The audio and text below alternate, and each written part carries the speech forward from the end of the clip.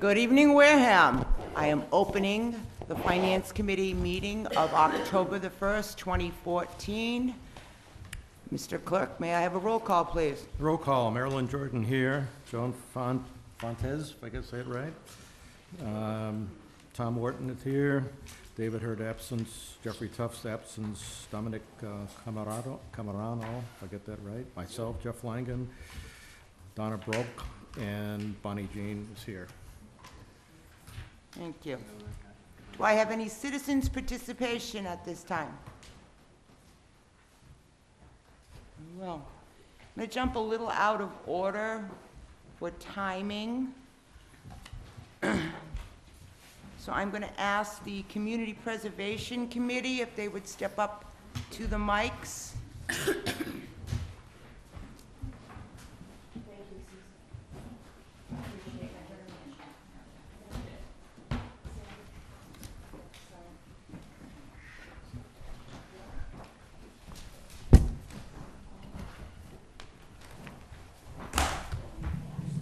Good evening. Good evening. Good evening.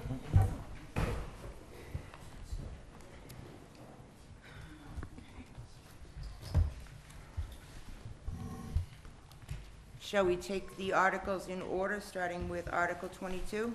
Please, if we could.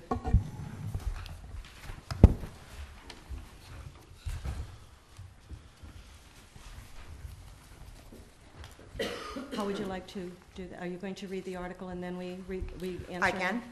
Please. Article 22 is to see if the town will vote to increase the FY14 reserves to reflect the additional community preservation funds received from the state match as follows. Historic preservation, $26,000. Open space, $26,000. Affordable housing, $26,000. For a total of $78,000 from the unallocated fund balance, and further to reserve $1,598,079 from the unallocated fund balance, and to do or act in any matter relative thereto. Shall I go through the explanation? I'm going to read it Go ahead. off. The FY14 estimated CPA revenue in spring 2014 town meeting was $754,000, excuse me. The actual FY14 CPA revenue is $1,014,412. Chapter 139, Sections 69 through 83 of the Acts of 2012, an act to sustain community preservation, added an additional $25 million for the statewide CPA trust fund in FY 2013, expanded flexibility for recreational projects, added an optional $100,000 exemption for commercial and industrial property, made numerous other technical and clarifying amendments. All of this information, for the benefit of the public, is on the CPC Wareham Town website. You can go online to commissions and boards, as you know, and for the public's benefit, go to the CPC website, and you will find links to all of those changes to the laws that were made in 2012. You'll find all of the CPA relevant links to any information, frequently asked questions, if you will. So, Bottom line, we estimated 30% of the state match in FY 14, because the year before we had received an actual 37%, so I was being conservative at 30. With the 25 million added to it, we received 66% of a state match.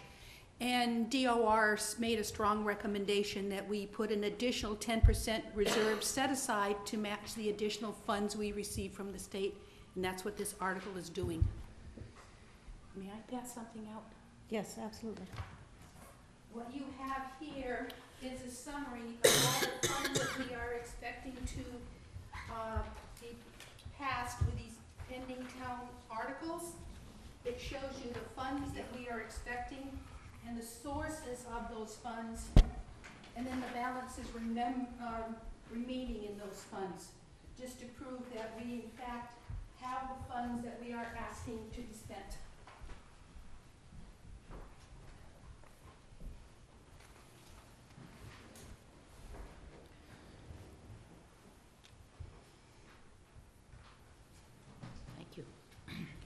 It's for the committee. I'm sorry, I forgot to make, Give it extra. you realize that You don't The- have a last time meeting? CPC has provided us with updated motions and explanations for that was in your packet. So if you're referring to your original warrant rather than that, you might have a different language, but, okay? All right, do we have any questions on Article 22?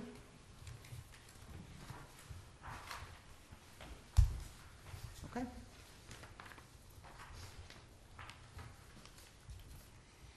Article 23? Should we vote after this? We can do it at the end if you want. We'll go back to it after we go through them all. We didn't get that, I didn't get one of those. Thought I had 9. I didn't have 9? Oh, okay. Yeah, the ones that I inserted in there. You need another packet? Do you have one more? I believe this will be the same copy.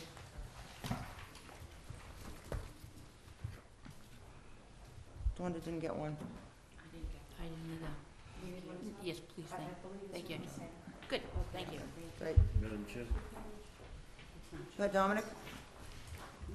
through you, CPC, so the increase is an additional 10%? Or the increase in the reserves, is that, you had mentioned that's 10%, Sandy? Yes, So it's a 10% across the board?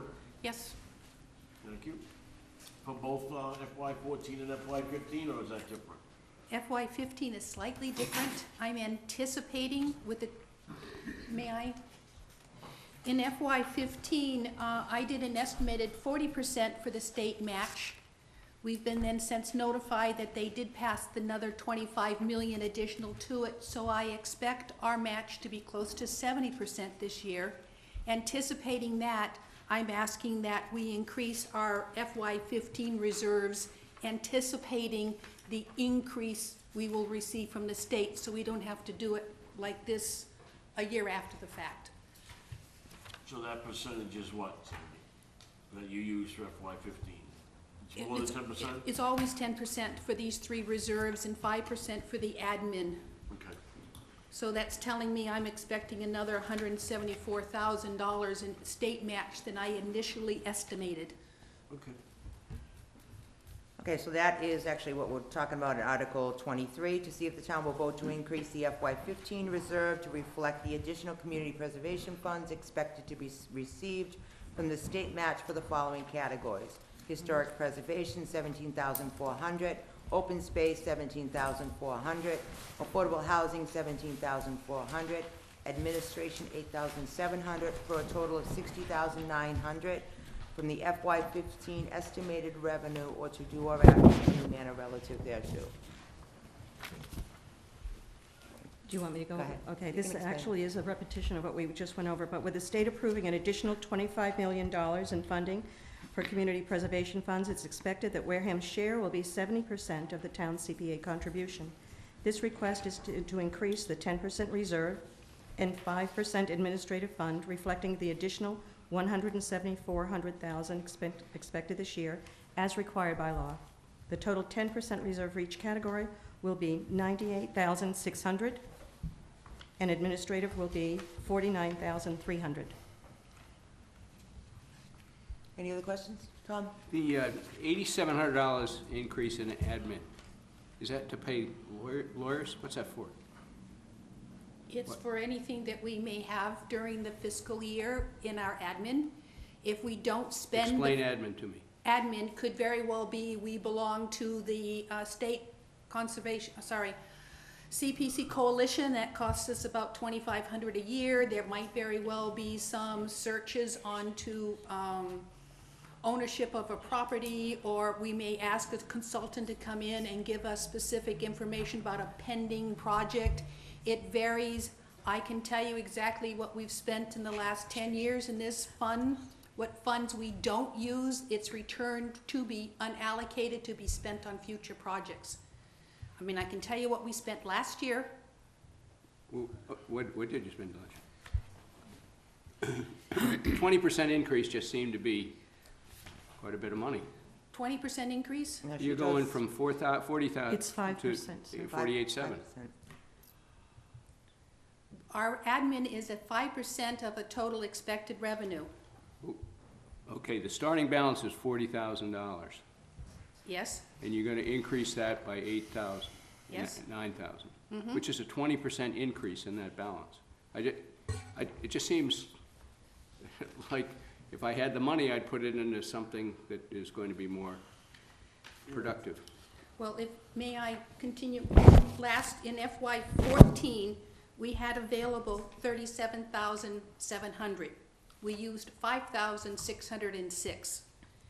We used an R.J. Morgan Construction for a consolidation on a project, Kathleen O'Donnell for a consolidation for a recommendation on a project, CP Coalition is $28.75, and then $222 for admin, which could include ink and copy paper and ad for an open meeting, et cetera, et cetera. So anything we don't use, we are allowed by law to put 5% aside of our total expected revenue, and that's what this additional $87.50 is for. $8,070. Okay? Again, whatever is not used rolls back in, and that's with anything, any of the projects. As long as that $8,700 doesn't prevent you from doing something else in another category, that's fine. If you see the figures, you'll see we're fine. All right, then. Article 24, to see if the town will vote to transfer from the Community Preservation Historic Preservation Reserve Fund or any other monies available in the Community Preservation Fund up to the sum of $98,000 to award a grant to the Wareham Historical Society to restore the old Methodist Meeting House located at 495 Main Street in Wareham, to receive a preservation restriction or to do or act in any manner relative thereto. In the interest of disclosure, I am the president of the Wareham Historical Society. And I am the treasurer of the Wareham Historical Society, so neither of us can talk to you about this article. Okay, is there anybody available Anybody to who talk can? to us about that article?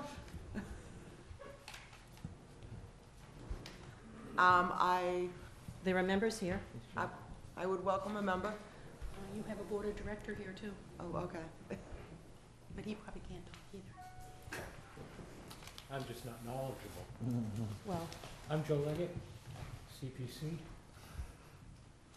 Okay, can you tell us a little about what they're doing here? A couple of years, about a year and a half ago, there was a complete study done of all the historical buildings that are owned by the Historical Society. So this is actually following what's done up on their plan as far as rehabilitation, rehabbing the place, getting it up and making it so it lasts.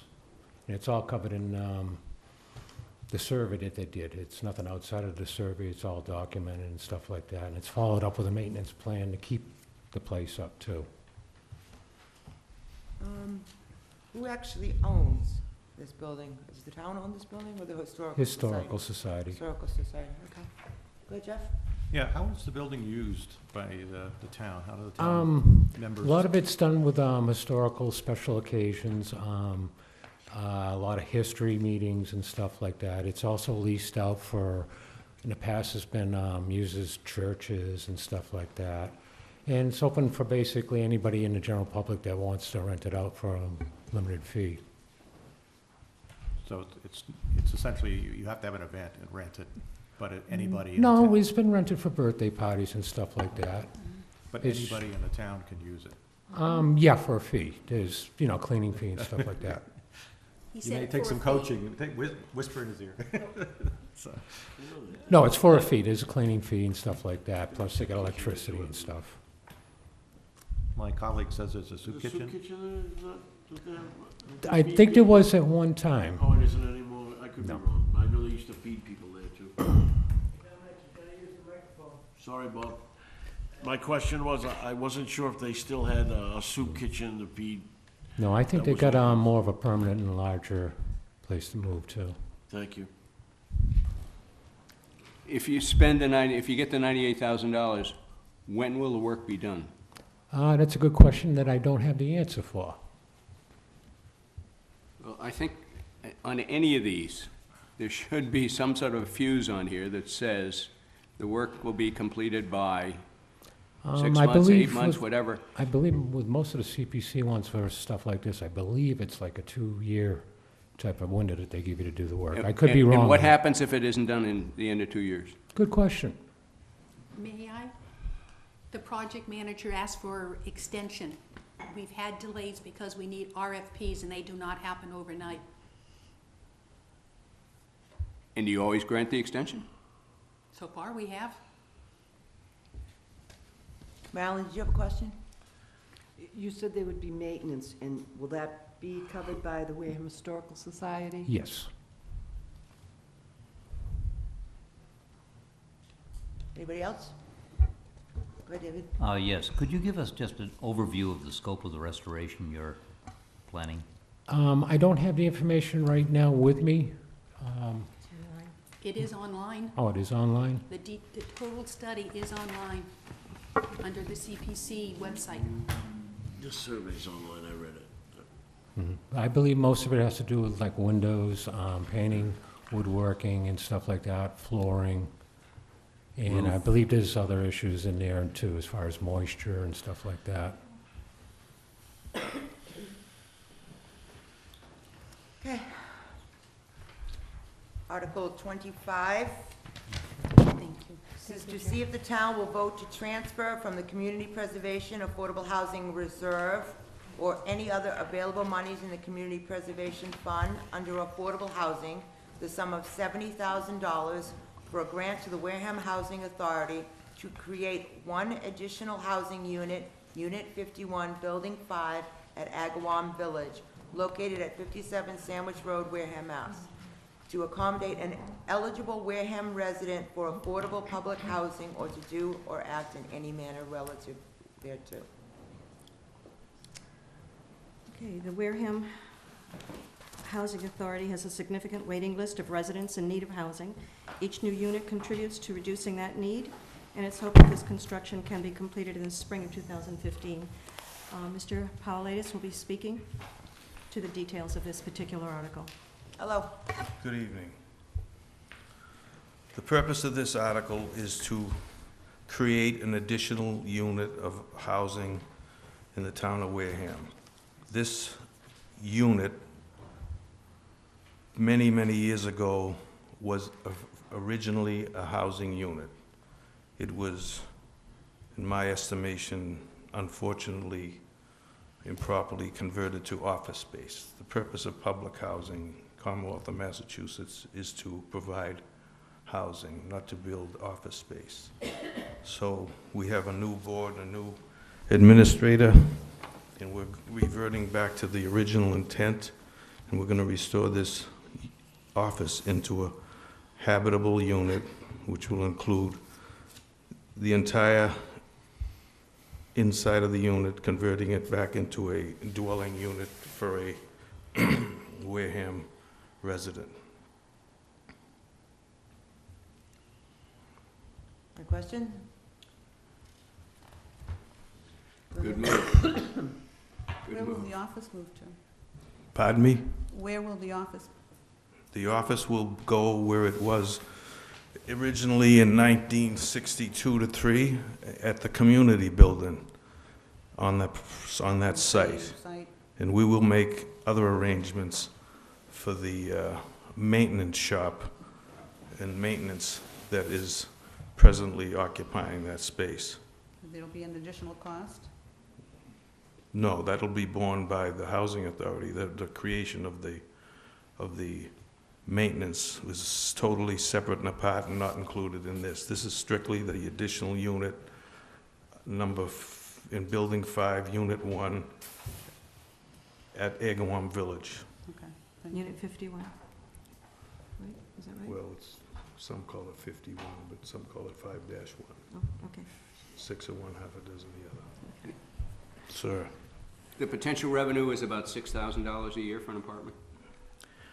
it's hard to tell under the new guidelines. Some people could come in and have a zero rent. Some people could come in and pay $800-900 a month, some $300. So you can come up with averages and statistics and all that sort of thing, but there'll likely be additional revenue to help us then maintain the property in better shape than it has been.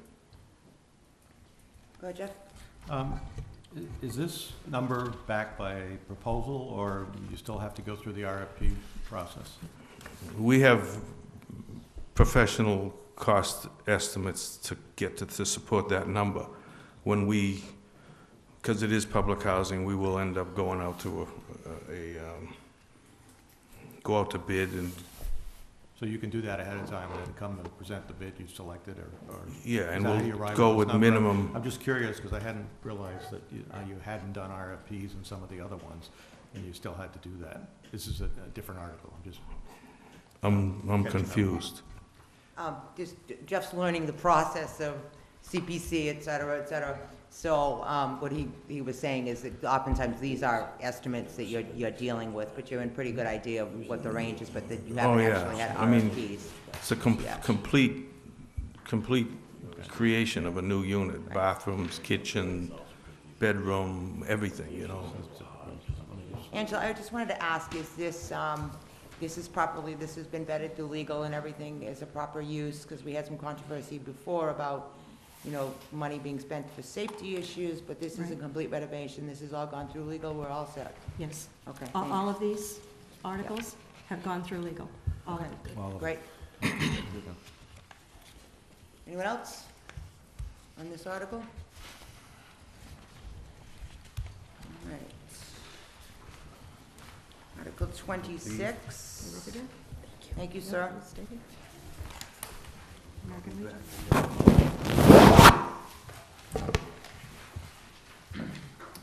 Article 26, to see if the town will vote to transfer from the Community Preservation Historic Preservation Reserve or any other available monies in the Community Preservation Fund up to the sum of $114,543 or a grant to the American Legion Hall Post 220 for the restoration of the American Legion Hall Post 220 located at 777 Main Street, Wareham, or to do or act in any manner relative thereto. The American Legion Hall was built in 1912, was once used as a two-room schoolhouse. If possible, other sources of funding will be sought from various state and federal grants. There are 80 members who deserve a safe, clean environment to meet. Mr. Paulides is wearing another hat, and he will speak to you about this project. As all of you know, this building is on the corner of Toby Road. It's at 777 Main Street. If you drive there on the way to the shopping mall, you'll see that the building is in serious state of disrepair. It needs restoration and rehabilitation. The town's CPC funds were used in 2009 and 10 to the tune of about $20,000 to remove bats, not baseball, and put a new roof on the building. Since then, and even at that time, the siding, the fascia, boards, windows, doors, frame is in a state of disrepair, rot, needs serious amount of work to replace and restore this on the outside to look the way it should. In this project, we will restore it to appear like the 1912 two-room schoolhouse in terms of the size and shapes of the windows and the doors and the lift that's in the front. That's a second-hand lift will be removed to the rear. That door that services the lift will be removed. So I don't know if you have any pictures. Is there any pictures they have? No. Okay, I can have you take a look at Do you want me to this take them one? up and we can pass them down? Yeah, pass it along. That's a copy of the picture of the building when it was turned over to the Legion. I gotta see if I got a copy of the schoolhouse. There's a picture of the schoolhouse. Since the Legion took it over in 1951, they've had a number of iterations and additions and that only make the building look even worse. Prior to 1951, the Legion was in the town hall in the basement. I think there's a seal on the floor somewhere under the rug where the American Legion was. The Wareham Post 220 was formed in Wareham in 1919.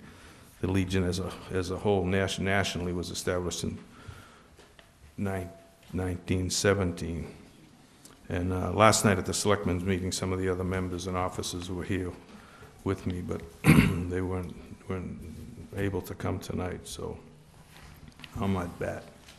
But that's a picture of what it looks like and will look like. I think I even have another picture of it, how it looks now. The picture on the cover, I don't know if you see it, it looks like, I'll give you this picture.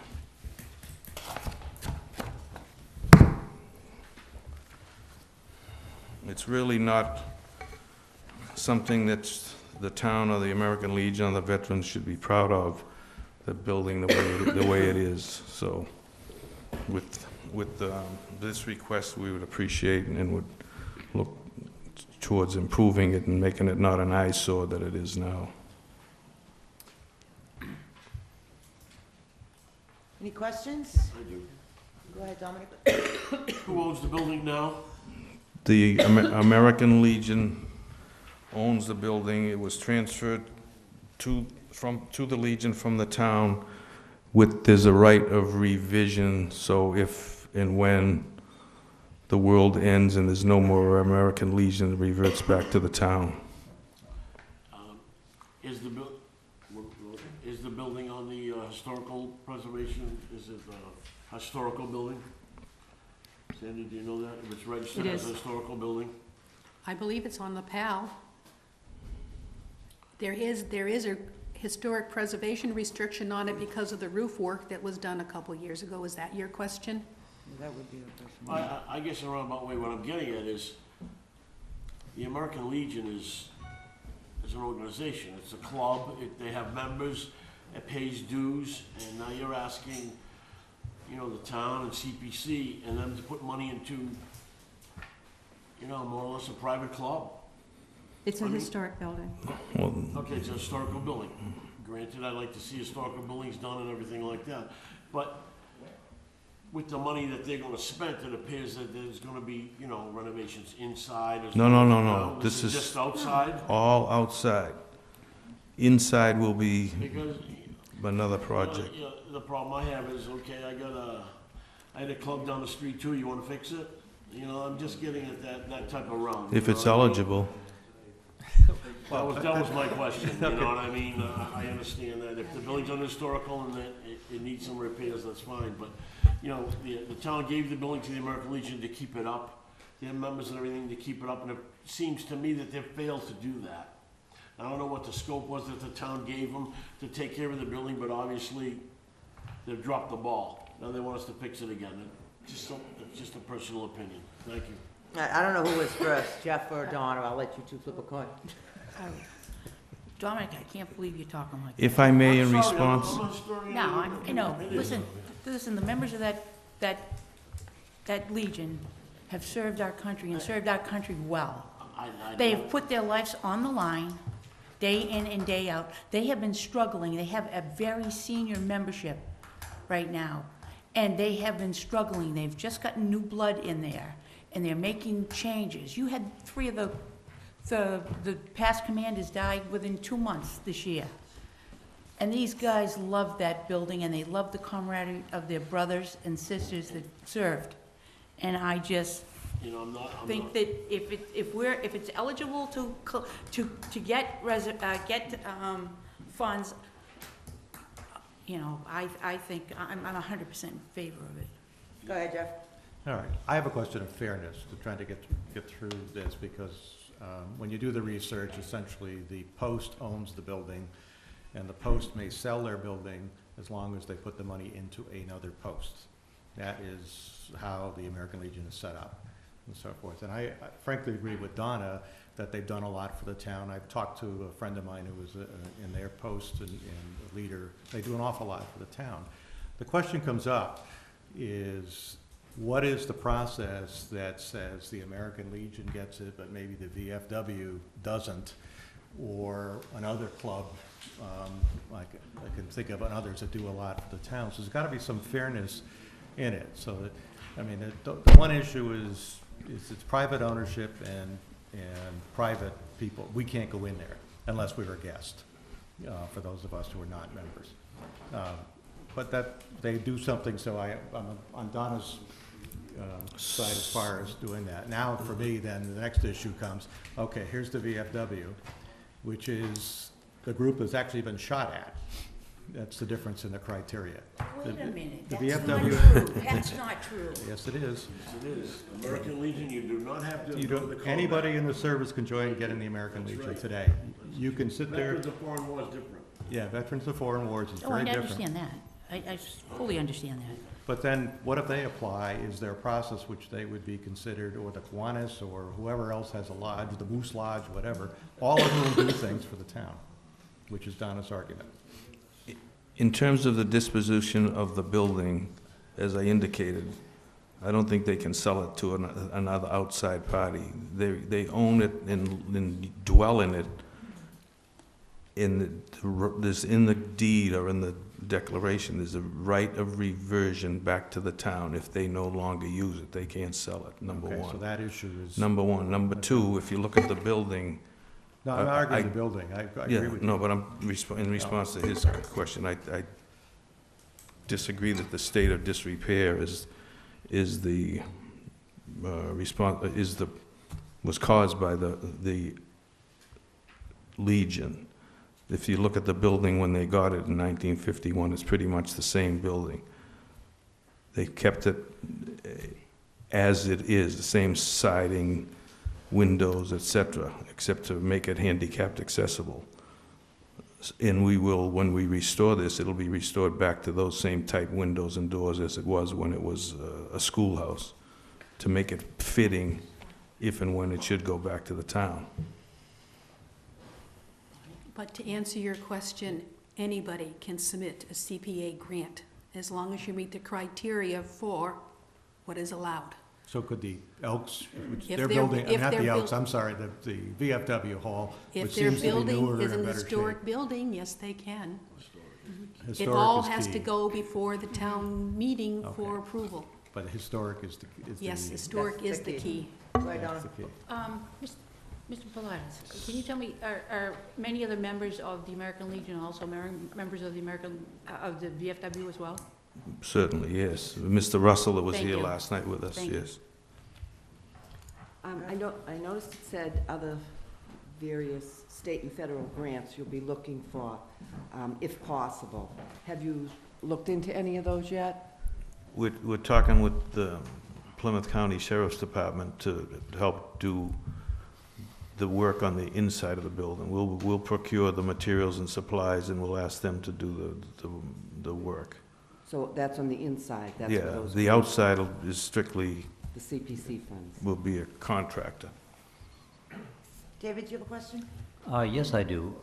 How do other groups pay for their renovations on their American Legion halls? Is it all done by members' dues? Is it done by the central headquarters? How do other halls maintain their properties? Around the state could be various ways. I'm sure they have fundraisers, they have dues, they have meat raffles and, rentals or whatever. Poppy seed, not poppy seed, but the poppy sales and Veterans Days, so forth and so on. They raise funds. David, I actually did a little homework on this to answer your question, if I Thank could. you. Because I talked to, again, his associate who is high up in his American Legion post and very active in it. It's, as the gentleman said, if they lease out the hall and they do other things like that. In their case, they had received grants, much as we're giving, to redo their parking lot and some other things. And it was, in their case, the county allocated HUD funds that HUD had given them in order to go do this. So essentially, it was a government project, and that's part of how they did it. The rest is dues and so forth. And I guess renting it out. I mean, Right. I've had a number of parties at American Legion Hall, Right. so. Even in New Jersey, Connecticut, and Pennsylvania, they have grants from HUD, Veterans Administration, and they're using, if they have enough quarters upstairs, they're using it for, to house homeless veterans. And this Commonwealth has a program to do that too, but we don't have the facility that could house anybody. Anything else on this article? I thank you, sir. Thank you. You're welcome. Can I have my pictures back when you get through? Yes, I think they're down that end. Pictures? They will. Oh, right here.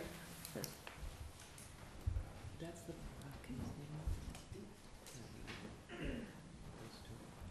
Yep, those are them. Mhm. All right, Article 27.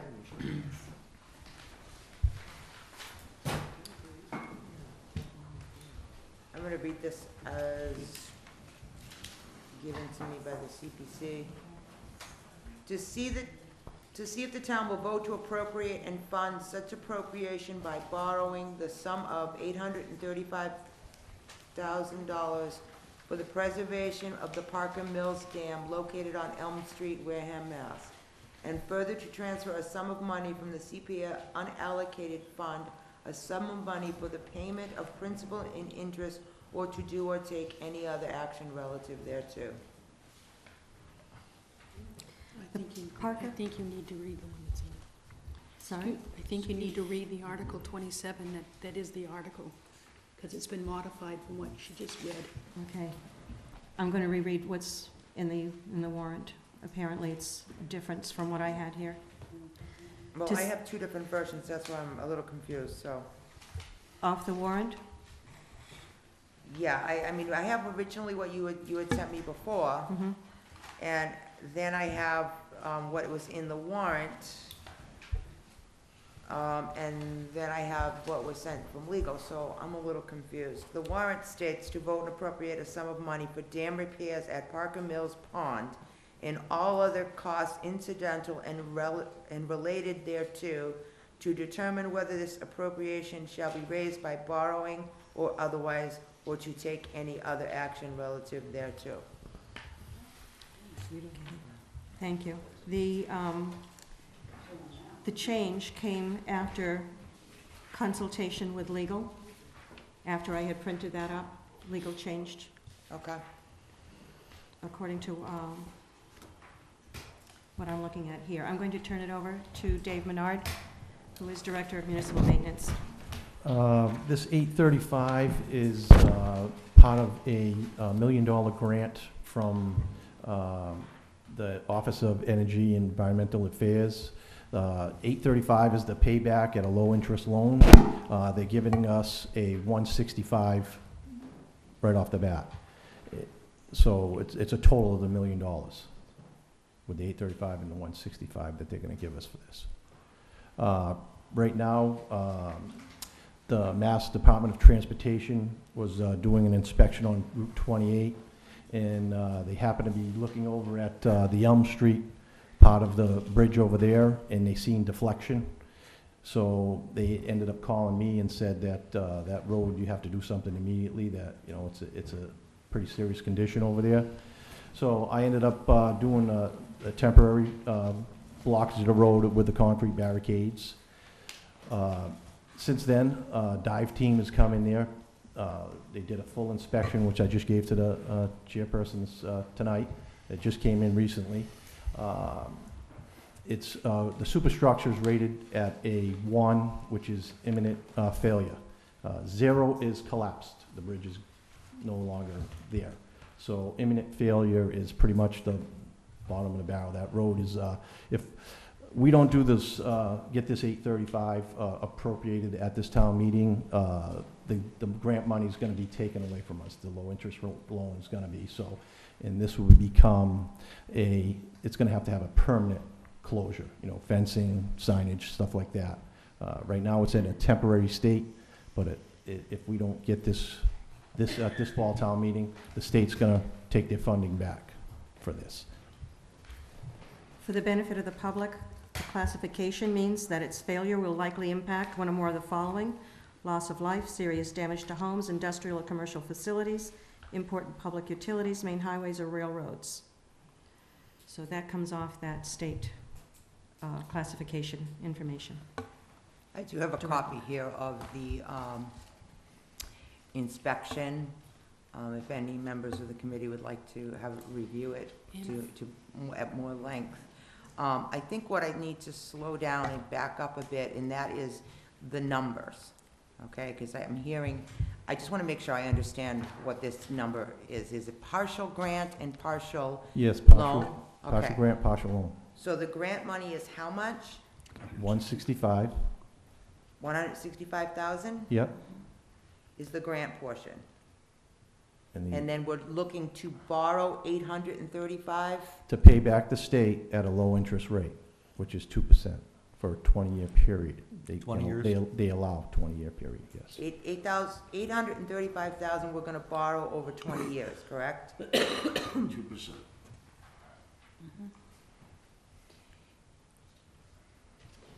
And may I add, if this is approved, the borrowing will not start, the payback of the loan would not start into FY16. That's why you're seeing no money on this particular article, because there'll be no money dispersed from CPC funds until FY16. The reason that this comes under historic is that the Tremont Nail Factory wall itself, as you go along Elm Street, across from the old company store, of course you all know that the Tremont Nail Factory sits there. That wall is part of the dam. Tremont Nail Factory, as we know, is a historic property. I am inviting you all on a field trip, if you so choose, to come and look at it. It is not a small section. It is a sizable section, perhaps the size of this wall, if not more, this entire wall. So I'm inviting you all, we can talk later about a time and place, or to meet there at Tremont Nail to go in and take a look at that wall so you can see, and Mr. Bernard can speak to that situation where water is coming through. Yeah, at this time, yeah, it's seeping through the walls at a pretty good rate. That's why as far as the dam, we're looking to stop all that water pressure on the front face of the Tremont Nail Factory also in this restoration. Go ahead, Tom. Who built the dam originally? Who owns it? Who gets the benefit from the water? Dam there. There's cranberry growers get benefit from the water itself. Who built it? It actually was it was a county road, Elm Street, and the dam was part of, the county owned it originally. And obviously it was turned over to all the towns. The county, didn't have all these little properties, so the town actually owns that percentage of the road. The dam itself is the town's. And the town built the dam? Yeah, no, the county, that would have been under Plymouth County that probably built that dam back in the early 1800s or whatever. It might even been part of If Tremont section. the dam went away, how would the cranberry growers be affected? I don't, as far as with it, probably a lot with the watering and flooding the bogs for picking. They use the water year round. Ice that's sanding the bogs, I'm sure it would hurt them a lot. I mean, Does a herring run up there? we got a fish ladder over there also. I mean, to get rid of the dam, I don't know how drastic that would be. That was my question. But as I understand it, the CPC is gonna pay for this whole thing in the end, over 20 years, is that right? The 835 plus interest, yes. In the payback? We will pay back the Okay. people we're borrowing the money from, yes. All right. Dominic, do you have a question? I do. Has there been a study, through you, Madam Chair, has there been a study to just get rid of the dam and build a bridge? Because now, the way I look at it is, the only people benefiting from the dam are the cranberry growers with the water. Now, the pond on the other side of the dam is spring-fed. Now, that water was stopped up so that people can use that water. Now, if there was just a bridge there, that water run free, that water would run free to the brackish part of the harbor there, or whatever that inlet is, run right by. Tremont Nail, right through, right into the water like it was meant to be before they built the original dam.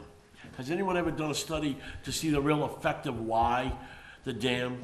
Obviously, the well- cranberry growers want the dam. The dam is doing nothing but supplying water to certain people. Naturally, the dam wasn't there. The water flowed normally. Build a bridge, forget the water. I mean, I didn't know if there was any studies done. I'm not saying I'm for it or against it. I just asked if there was a study or something to remove the dam and just build a bridge. Well, there's no studies of that, but to where the location you're talking, Makepeace at this time owns the spillway and the fish ladder part of that property.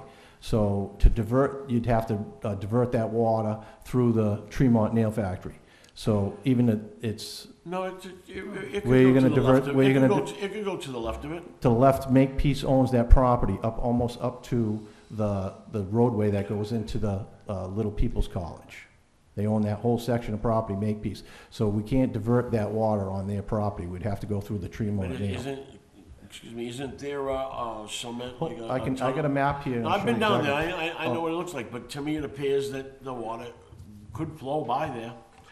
Either the way I it's flowing now, I have the a way it's map of flowing now. ownership, and I can show you that right on this map, that where the, So what we who own. owns the land where the water's flowing now? The Who dam owns- only prevents some of the water, doesn't dam it all. What's that? There's still water flows there. It's not a complete dam. I mean, Yeah, the water's flowing through Okay. the town's culverts through Makepeace property. Those culverts can't be made, aren't big enough to support the water flow, or couldn't be made big enough to support the water flow?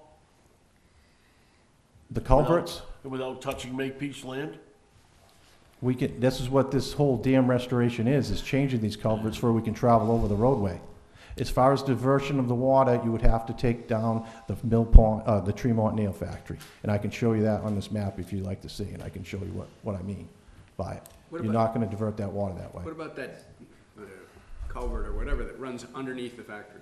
That's one of the things that's gonna be eliminated, to take the pressure off the front of that, off the Tremont Nail Factory itself. That's gonna be eliminated. We don't need water going through the factory no more.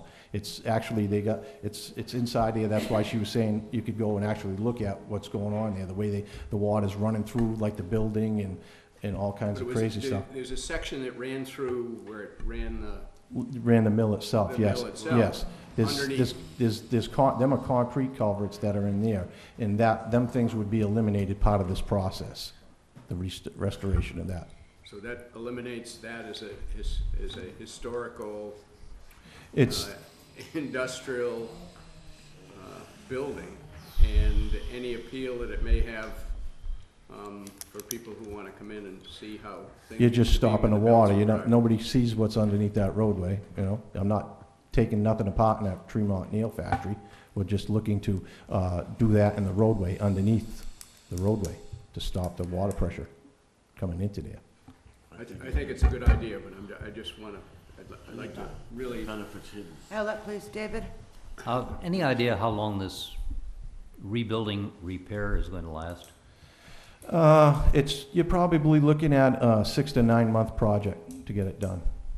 No, I'm talking about the lifetime of the project. Once the dam is rebuilt, is it a 50-year life or a 100-year life, or do you Yeah, have well, any idea?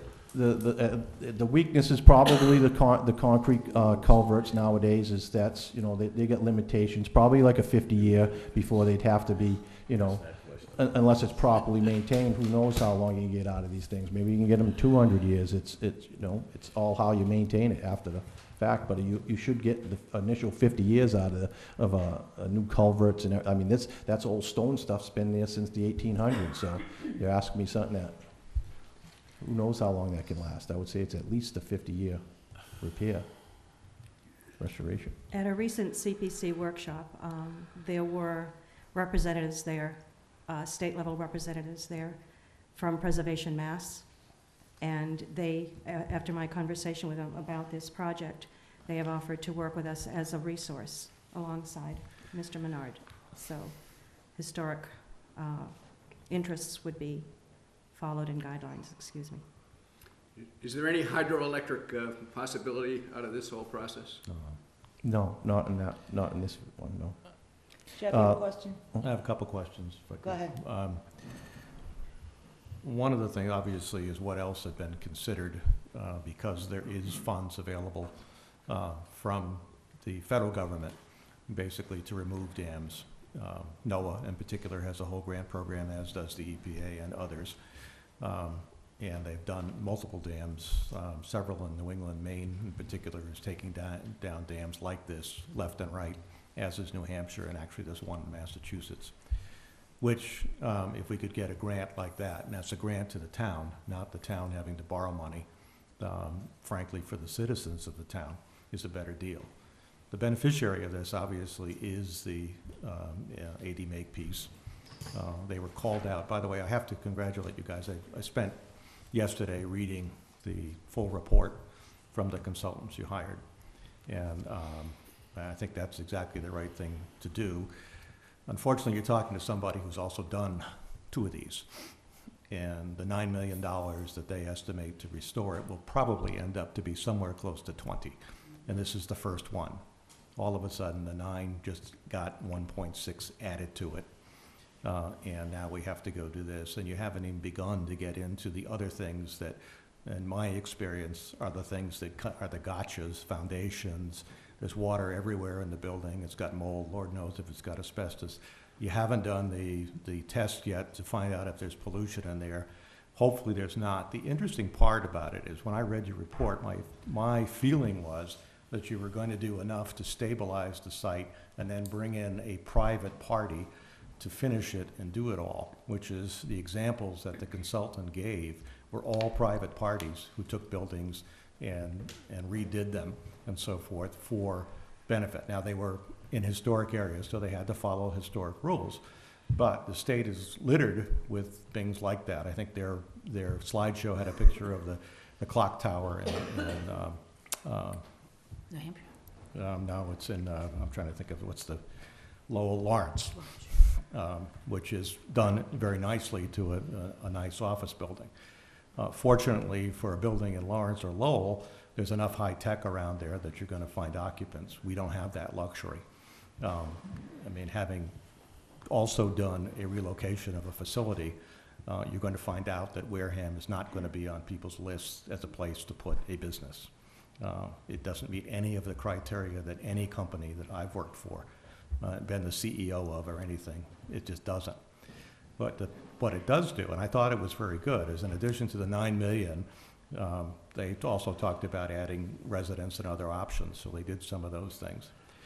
The clear beneficiary of this whole thing is Makepeace, and there was an assignment, and I don't know whether it got done or not, but it said high priority is to sit down with Makepeace, this is in 2008, and resolve the whole dam issue. And they mentioned at the time it was seeping. So it's a little frustrating to find out this is all of a sudden presented to us when back in 2008 in a very excellent report it was pointed out and is down as an action item that was supposed to be taken care of. And you know, again, you go back to if the town can go get NOAA to come in, they would love, the federal government would love to see that to return to a salt marsh. Frankly, it is preventing, if we ever have a superstorm Sandy, right now the water's going to hit the dam and come back. If it wasn't there, it'll go back into the area behind it and so forth. Now, personally, I like what I think AD Makepeace is something that could help this town tremendously. What I'm wondering is if we shouldn't just sit down and talk to them since they're the beneficiary for this thing. May I respond to that? Let me just finish, please. Okay. And then fundamentally, maybe even be the source that is the one that develops the site with our encouragement and so forth. Because, again, if you look at it, I really, after reading that, got more and more and more concerned about we're in way over our heads. And this is going to be a continuous thing. And frankly, I would rather see the Board of Selectmen and the town manager dealing with the elephant that we got in a room is between now and 2018, we gotta take $3 million out of our spending rate. So this year's cuts are just the beginning. We have $3 million to take out. The last thing the town can afford is a lot of surprises wrapped around this thing. Now, I have one more question, and then if you don't mind, I'd like to ask our town manager. The CPC is essentially the way the state has structured it. It is not a necessity. As you taught me last week, there are certain musts and a bunch of wants, and it's a want. The town can vote for it, as we did, and there's a lot of very good activity that you do. Don't get me wrong. I'm concerned about this project, not the other things. If in the process that the state put together, there is a process where the town can go back and a citizen's petition can be put to the town voters to say, we don't want to do CPC anymore. If that were to happen here, who would be responsible for repaying the debt? The CPC monies. You would have to have enough monies within the CPC holdings, if you will, to pay off all the debts before you'd be able to stop collecting on it. So you could vote to rescind it. However, the taxpayers will still have that portion taken out for CPC until all the items that they've borrowed would fund.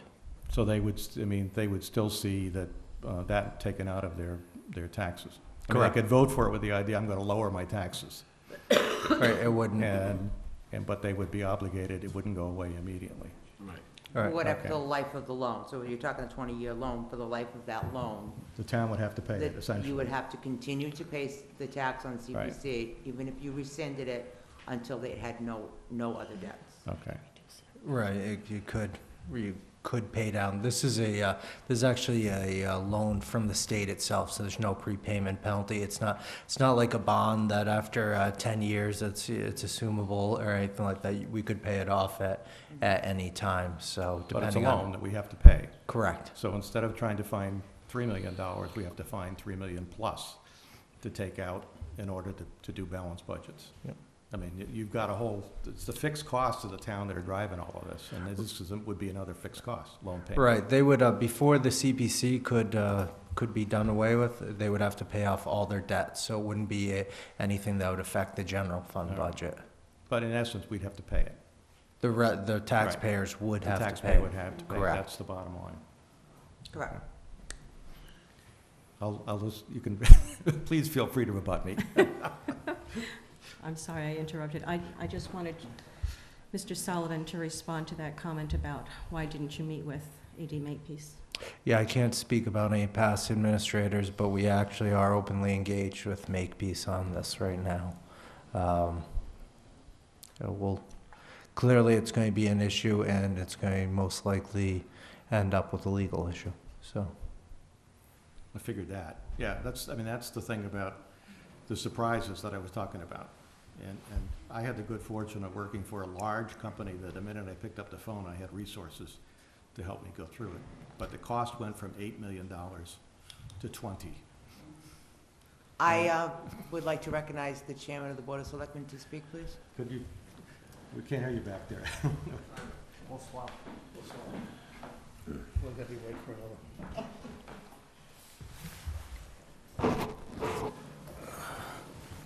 Just to clarify the Tremont Nail process, back around 2009, I contacted Beth Lambert from the state.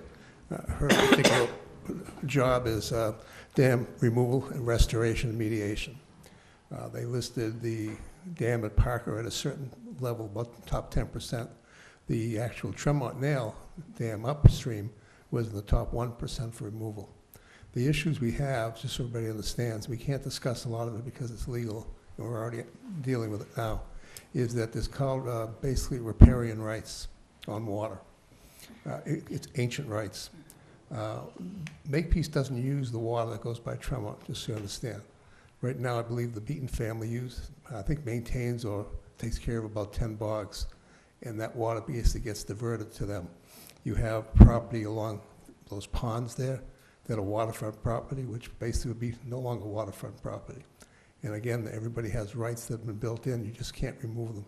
So it's not a simple process to remove the dams, because we have looked into it almost 5 years ago. And NOAA is available, a little bit of money, the state also has a program, but it wouldn't be enough for this particular process itself.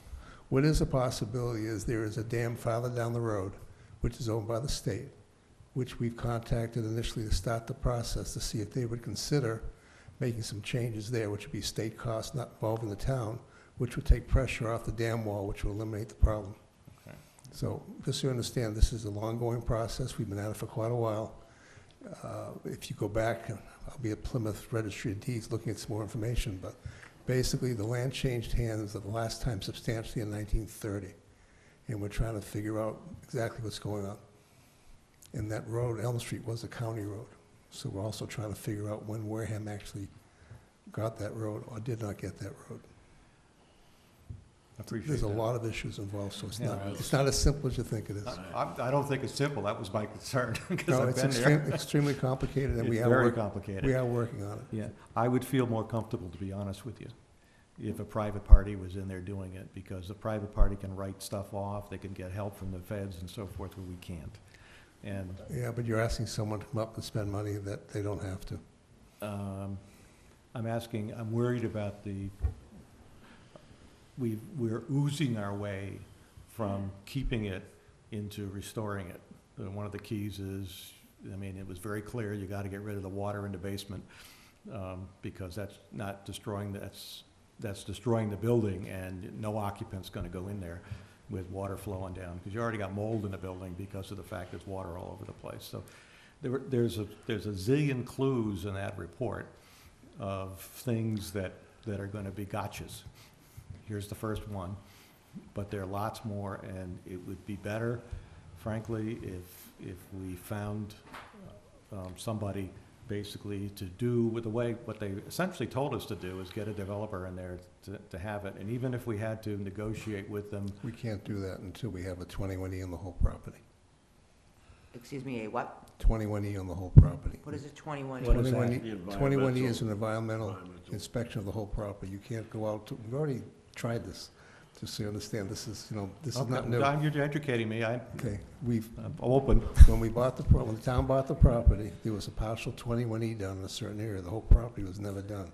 In order for us to bring a developer in, we would have to turn around and do a 21E on the property. The problem we have with the financial situation we're in, because we had a grant possibility for a 21E, if they find something, now we're on the hook to fix it and clean it up before we can do anything. And that could be millions of dollars and maybe no funding for it, and we're under the gun to do it. So it's a curse, basically. But if you look at the 21E, it's basically to deal with pollution in the ground, right? Yeah. Yes. Right. Okay, the examples that the first one that was given in the report, the buyer did all of that, and the buyer did all of that because they get a tax credit for doing it. They didn't do a full 21E. Hmm? The 21E only covered the area where the tanks were above the ground. I was the chairman of that particular 21E is committee. above, but I've done the holes in the ground, because one of my sites was alleged that somebody had dumped stuff, and we looked all over and never found it, but. I'll make a comment. Yeah. When the town was looking to put the sewer system in and go across the dam, Yeah, the municipal maintenance, I believe David has the records, did 6 test holes. 1 came back bad. At the end of the day, if you want to sit there and blame anyone, the town meeting, basically all of us voted to buy a piece of property that we didn't do proper due diligence. I never blame and never look back. I'm just It's telling a you what it sunk is. cost, so I just want to go forward We are, but that's an and issue. take care of the stockholder, yeah, I'm sorry, the taxpayers. Taxpayers. Stockholders would have fired me if I'd done Stakeholders. it. So- We've approached different people. I can just tell you that AD Makepeace has no plans to ever develop the property. They had a chance to buy it, they turned it down. Just so you know. Okay, I'm not gonna argue. It's very difficult. We've reached out to people, we've had a very hard time with it, All right. and we are at a crossroads right now. I respect all of you, and I respect what you do. I'm gonna have a different opinion, and I have to act accordingly. Thank you. Okay, so in essence, I mean, this motion is gonna be very, very different than what we have here. I just wanted to make sure that we've got the numbers correctly, that we are going to, it says appropriate a sum of money, but we're actually gonna be borrowing 835,000, et cetera. So I just wanna make sure that we understand what it is that we're voting on, okay? So we exhausted this one? We're not going to vote on this one tonight, Mrs. are Chair, Right now. I would suggest Mr. Foster gives you the final number that was to be borrowed. Okay. Okay, yeah. Let's go on to Article 28.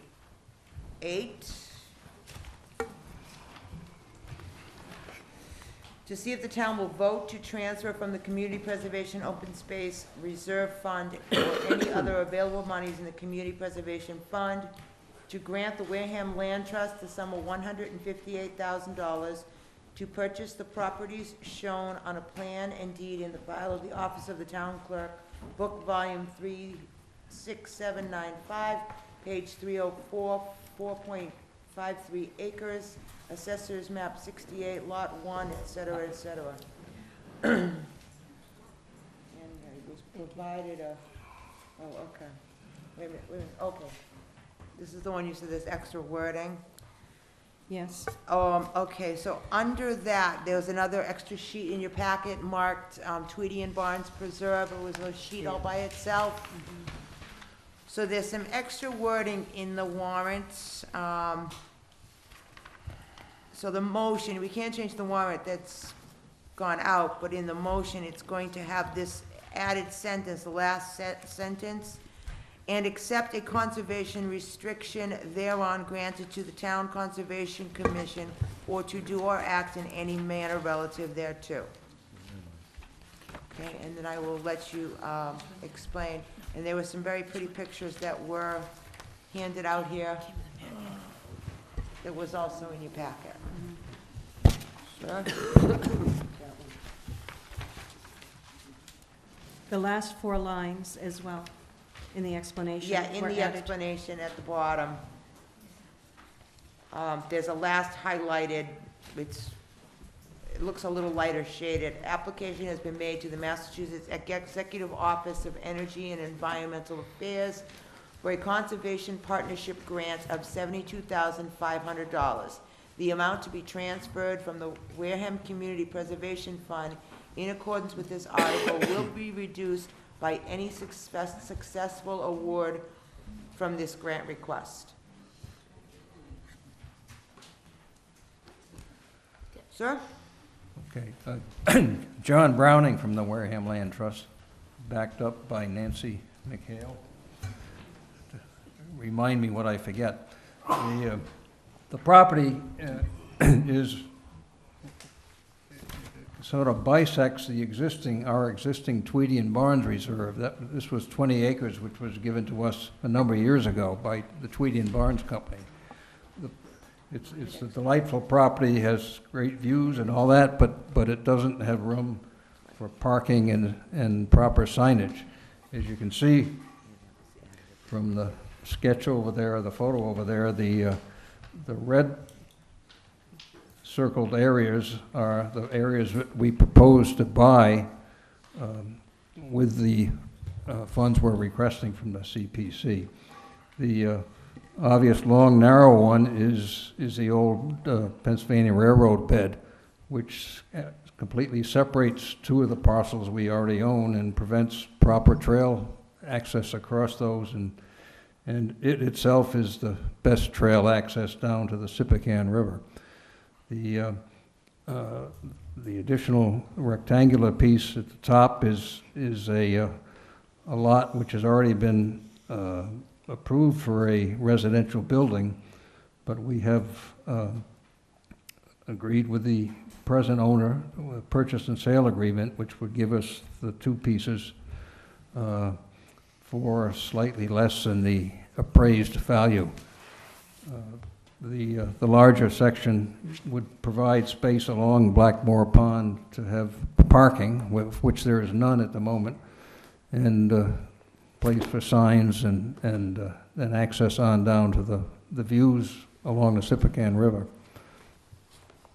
The property is 70% within 200 feet of streams or wetlands. It's about 40% is designated by the National Heritage and Endangered Species Program as critical landscape and core habitat. The addition of this would thus give us 28 acres of continuous property for trails which the public would be assured of using because all Wareham Land Trust property is open to the public. The town holding a conservation commission, the town conservation commission holding a conservation restriction would give double protection so that this access is available in perpetuity. The conservation restriction also is a requirement for us obtaining a grant from the EOEEA of $72,500.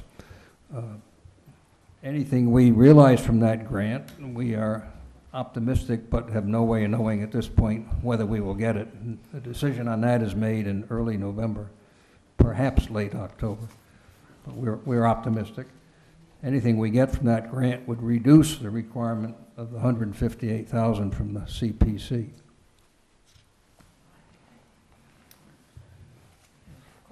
Go ahead, John. I guess questions. Yeah. The long rectangular space there that you have, is that right along Blackmore Pond? How far from the pond area is it? The pond, Blackmore Pond itself is a number of miles, I'm not sure how many, north of this site. Oh, okay. This site is right on the Marion-Wareham line, really. The Marion line is the river. If you cross the river up down in the lower portion of the photo, you'd be into Marion. So it's the far end of Blackmore Pond area, go way down. Right. Gotcha. Just below that. So that's one, yeah, it's 195. Yeah. 195, yeah, west. Pacific River, Yeah, Blackmore Pond Road is over there. right. Okay. What's that? No, that's land.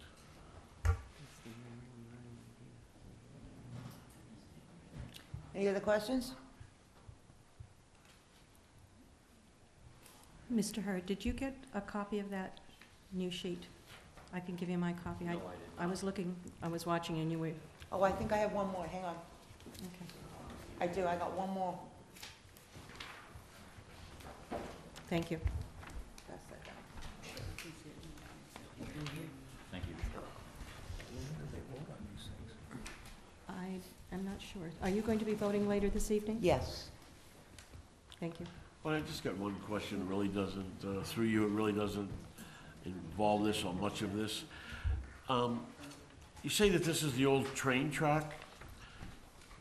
Who owns the, was this bought from the railroad, or who owns the actual train tracks? I mean, if you can buy this section, you could buy it all, make a heck of a path. I mean, I wasn't sure why, you're stopping there if you have permission to buy the railroad tracks. Well, this piece is owned by Jack and Susan Nolan, private owners, who also own the lots you see on Okay, so the they north.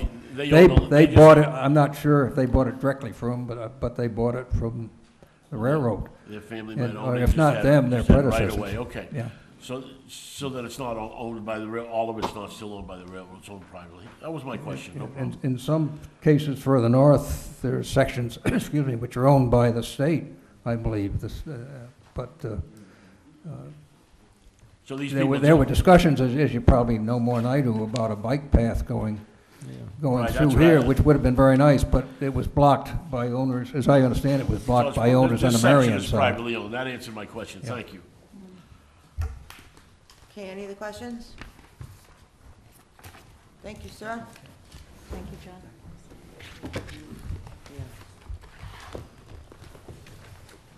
All right. Sure.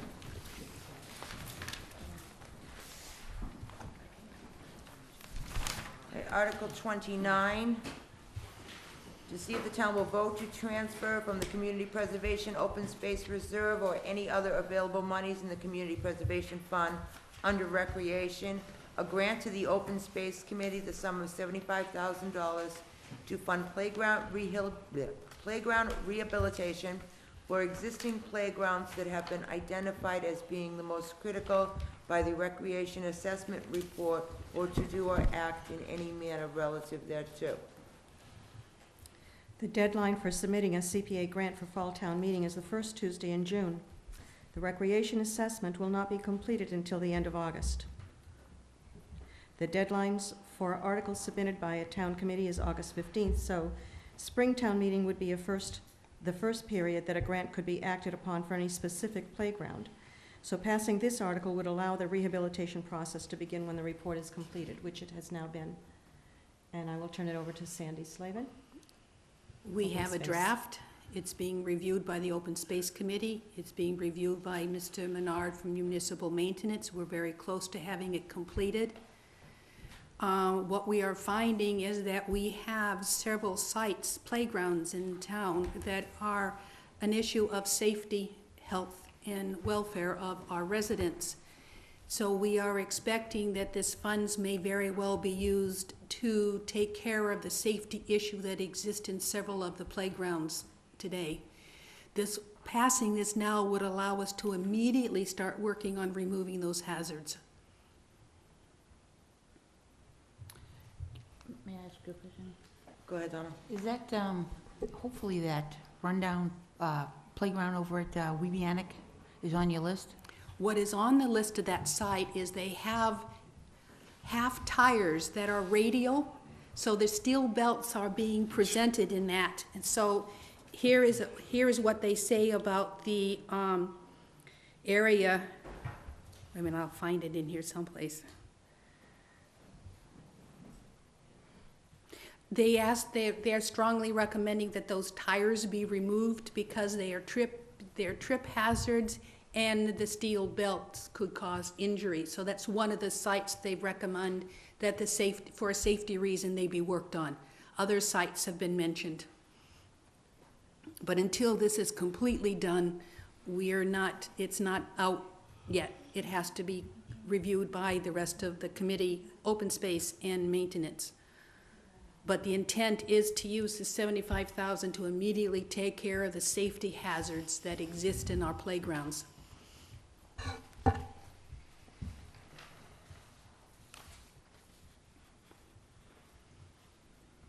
Go ahead, Tom. In spending that $75,000, you may come up with alternatives for improving the playgrounds that would do away with that. You're going to spend that $75,000 twice. Right. If you're rehabbing a playground and putting in new equipment in there, the tires would go away. So you're going to fix the tires, and then conceivably within the next 12 months, redo the playground. Could very well be, but we're trying to get rid of the safety hazards now. Somewhere down the line, most of these playgrounds will have a rehabilitation, but right now we're saying we want to get rid of the hazards first and then deal with the rehabbing of the playgrounds at a later date. But let's get rid of the exposed pipes and the wellhead and other things that we're finding in our playgrounds that should be removed now. Yes, we will more than likely readdress that issue at the Hathaway Playground when we rehab the facility as being recommended by the study. Also, Tom, I believe that they're looking for consolidation of some of these playgrounds also. So, some of the ones that if they're, that's also in this study too, trying to consolidate some. Some might, if this, at this time, yeah, but we're gonna wait for the whole study to come out, and like I said, I gotta finish reviewing it, and that might be part of some of this plan also. So you might get rid of the hazard and not rehab that playground. Okay. My emphasis would be to put signage up where you've got a hazard in a playground that you're obviously gonna change, and remove it where the playground is liable to go away, so that you spend as little as possible on the safety hazards. Yeah, I'm not sure, we're on the same path. If you clean up the playground, you're not gonna put new stuff in it, you're just gonna take the stuff, the bad stuff out. For this first pass, only the cleanup and removal of the safety hazards. So afterwards, all the stuff will be gone, the playground will be just, Whatever. the- whatever's left is left, but Yeah, nothing. until we then have Then the you go back study and- to have a specific grant request So- applied for specific restoration of So- a playground. I think the idea is to not spend the money twice, you're just gonna clean it up first, go get the plans, and put in new stuff when you have the Later. grant. Yes. Is that, But when you clean it, well, you know. Yeah. Well, it's if a- I'm, okay. okay, here, You're Hathaway. I'm not gonna put another tire down. If I'm going to take care of Hathaway, I'm going to remove those half tires. Down further, we could very well, there's a basketball court without any basketball court. There's a basketball, no hoops, no concrete. The building there is falling down, and that's nothing to do with the hazard of the tires. So, I mean, we're just, I don't think we'll use all the 75,000, but we gotta get rid of the problems that exist now. There is a single standpipe existing down at Indian Mound. Somebody removed a merry-go-round but kept the standpipe. And no matter what I can do for signage, I'm not gonna prevent somebody from tripping and hurting themselves. Let's get rid of the hazards that exist. I agree with you. Agreed, okay, just go dig it up and throw it in the dump. Or recycle it, or. Whatever, okay. Yeah, yeah. It's gotta be That's what I mean removed, by that. and removed as soon as possible. I This think grant YouTube would has allow proved us. that all the signage in the world still doesn't Doesn't make people not fall over things. Sorry. Any other questions on this article? Okay then, and we move to the last one, Article 30. Now, I'm going to read it as your, That last page, Mrs. Cattouli, yeah, this is a little confusing, because the last page is what legal, yeah. but it's actually, The motion is a little more complicated. I mean, is the number 627,775, is that the amount of money? That is the amount. Okay, because that's not what the motion says. It says to see if the town will vote to appropriate a sum of money to pay for the redemption of certain bonds of the town, to determine whether this appropriation shall be raised by transfer from allocated CPA funds or otherwise, or to take any other action relative thereto. This is extremely confusing. the reason being is that Mr. Foster consulted with a bond company, and the bond company then responded with what you see in this. But Mr. Foster is the person who worked with these figures, and Okay, so I'm unfortunately. gonna guess that this debt was consolidated with other bond borrowing all at the same time. That would be go ahead, Sandy. Am I correct? When or we incorrect? initially borrowed the money for Tremont Nail and Bryant Farm, we were part of a large bond by the town. Exactly. But this is a component of that bond, which using CPA funds can reduce the amount owed by the town. If CPA has the funds to consolidate and to pay this off, it helps. The number that's the second page there is actually, it says 615,500. So I think we definitely need to clarify.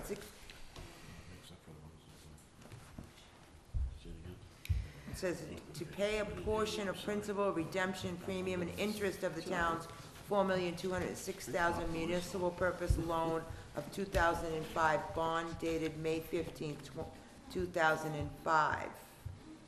And all of the costs incidental or relative thereto, but to meet this appropriation, $615,500 shall be transferred from CPA unallocated funds, and that the Board of Selectmen and the Treasurer are each authorized to take any other action necessary or convenient to carry out this vote, including but not limited to issuing replacement bonds and negotiating, investing the funds in accordance with the requirements of the Internal Revenue Code, and executing an escrow agreement with the bond. I really think that this motion needs to be narrowed down somewhat. What we have is the actual balance of the bond is $605,000. $22,775 covers the interest to the call date financial advisor fees and redemption fee. Okay, so that's. Totaling the 627,000. Okay, that makes sense. That's their and other associated costs. Yes. So what is Okay, it, thank you. does this mean to the layman listening to it and Tremont Nail is ours. Fremont Man is paid for? Yes, and the Bryant Farm is It's paid for. Yes. So there's no longer any debt on those two properties. That's all you gotta say.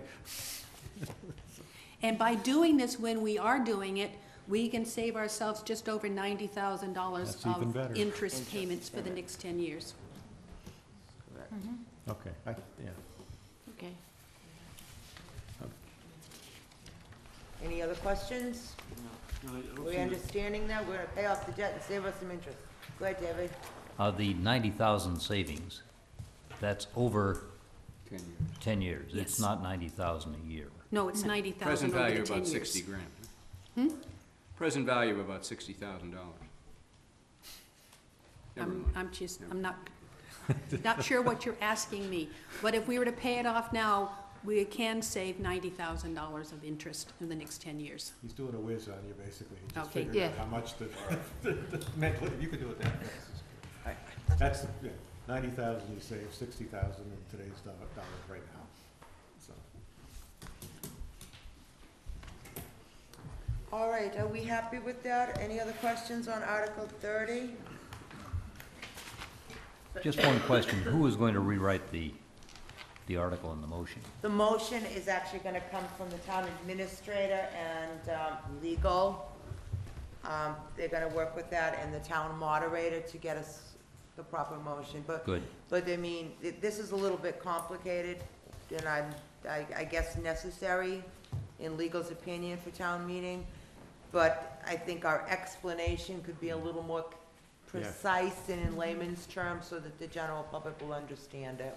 I like Yeah. pays for Tremont Nail and Bryant Farm. Exactly. Yeah, right. Exactly, it's gonna That's all pay it we- off. Yeah. Now, this just happens to be one of those, one of these, loans that we couldn't pay it off prior to this, without penalty, but now it's okay to do so. So it's a good Correct. move and a smart move to do that. But if we can't wait either, right? We couldn't do it next year. Isn't there This is your window. okay. The so window that's- opened. That's also important. Yeah. Oh, the window's gonna close too, so we gotta. Well, I believe so. You have it, either pay it off after 10 years or you wait to 20. Yeah. You got the order, just run. This is, it's paid for, that's good. Amen. Okay, well, we thank Community Preservation Committee for all their help and their explanations, and we'll Thank you. review these and possibly take a vote on some of these later this evening, okay? Thank you so much. Thank you. Thank you. If you wish to take me up on my offer for the field trip, Mrs. Cattouli, you Yeah. can get in touch with me. Sure, will do. Thank you, ladies and gentlemen. Okay. Don't go there on a rainy day.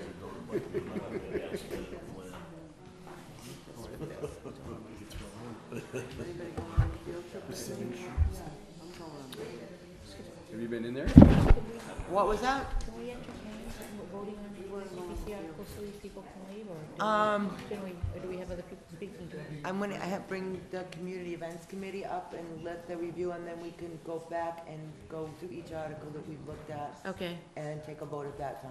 thank you, Sound like a Madam good Chair. idea? Sounds like a great, sounds like a good Okay, idea to me. Because Mrs. Ricky has been so very, very patient bought it to wait for us. We would like to bring the chairman of the Community Events Committee forward to the microphones at this time. Thank you.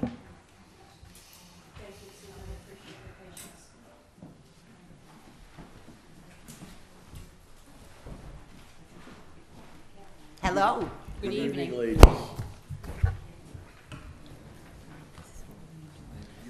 So we are looking at, remind me where I am. Article 21. To see if the town will vote to petition the legislature for special legislation amending Section 2 of Chapter 82 of the Acts of 2008 to allow for the annual deposit of 25% of the proceeds of the Wareham Parking Meter Fund into the Community Events Fund, and 20% of the excise collected under Section 3A of General Laws, Chapter 64G, also known as the hotel motel tax as of the effective date of this act and for the subsequent fiscal years, but in no event earlier than, and I believe we are changing this to July 1st of 2015? That's correct. That date should be July 1st of 2015, and further, in no event shall the amounts in the aggregate in the Community Events Fund for any fiscal year exceed $60,000, or to take any other action relative thereto. So for those of you who don't know it, this is Susan Rickey, the chairman of the CEC. Thank you. One of the things is I'd like to do is I'd like to have Linda pass out. A lot of the people Lovely. are unfamiliar with this community events committee does. And this is a special legislative act that was passed in 2007. What happened was there was a little bit of a hitch in some of the wording, so they had to revise it, and we're going back to the legislature to change some of the wording. But in the meantime, we have that gap of a year, and a lot of these events are hanging on hold right now because we do not have any money in the fund. It would come, we would get a percentage of the parking and also for the hotel motel. So that's one of the things that I wanted people to be familiar that, you know, this is the act, and this was strictly for tourism and strictly supporting, you know, the business climate in the town, whether it's Onset Village or Wareham Village.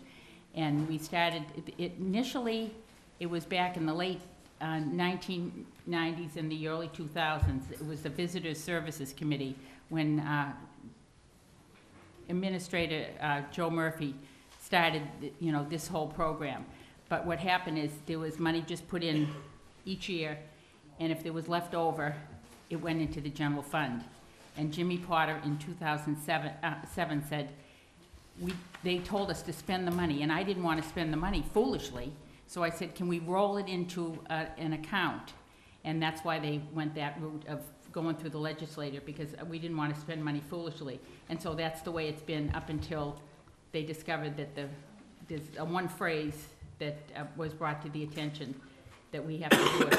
It's not for just 1 year. It was supposed to be in forever, I guess. Continuous years, yeah. Right, continuous. Consecutive years or whatever.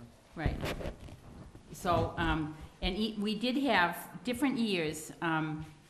We had different requests for different events. We started out with just a few events. It was the Wareham Village Association, which I'm sure you're familiar. They did the Swan Festival and the Polar Express. Those were the big events. And then the Onset Bay Association, you know, had the Blues Festival and Illumination Night and a number of other smaller events.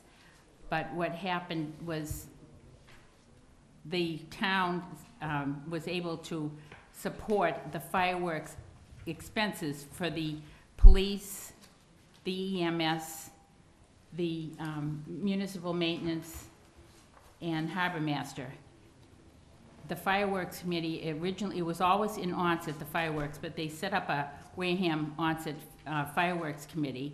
Volunteers, everybody's a volunteer. There's no paid person involved at all. And what they did there was, they were told if they raised the money for the fireworks, community events would pay for the municipal, you know, all the municipal expenses.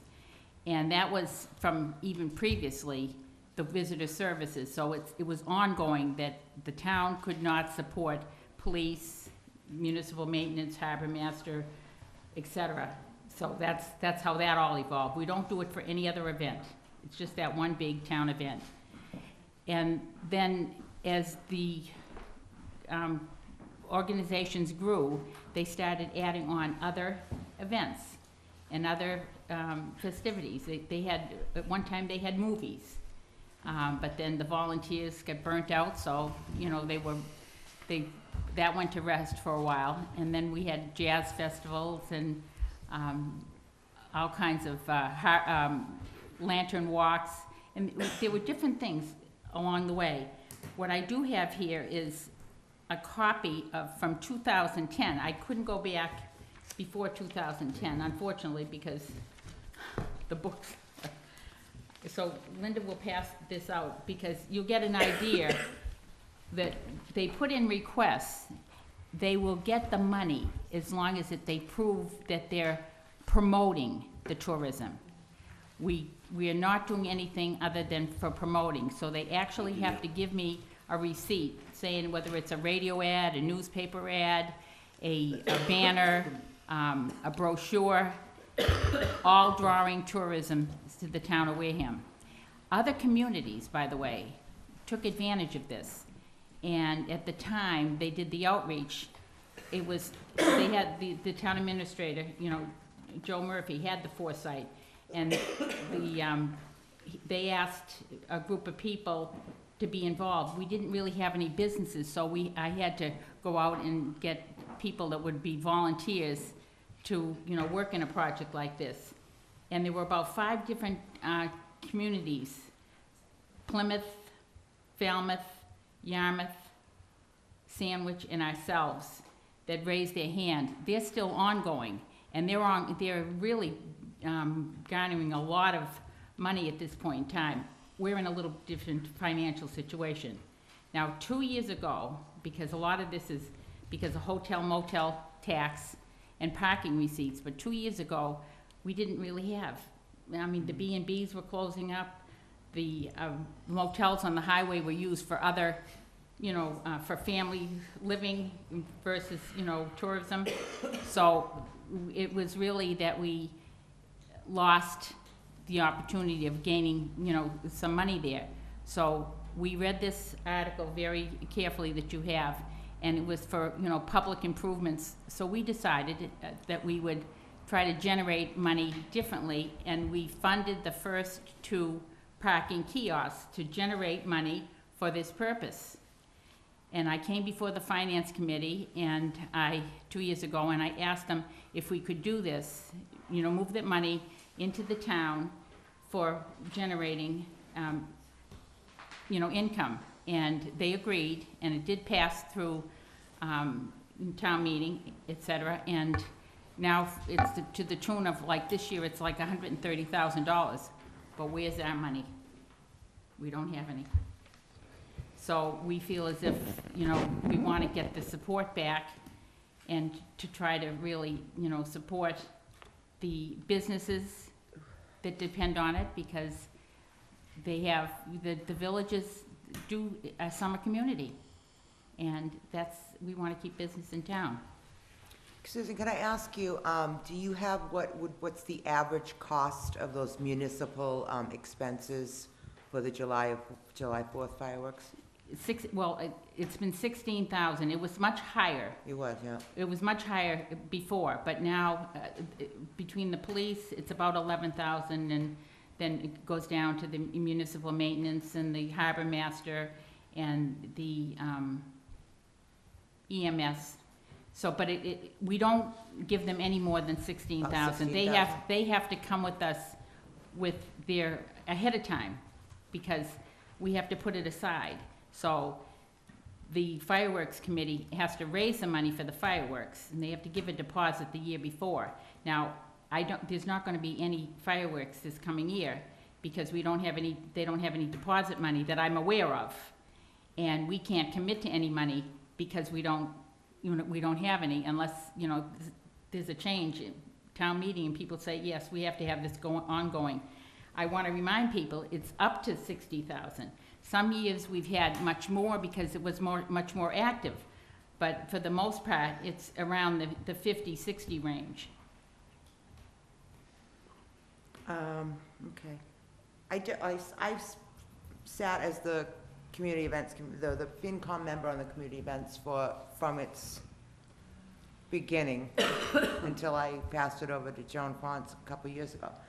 And I can tell you, there's been a lot of talk in town about, well, why should we help, you know, these activities that are raising money for other things?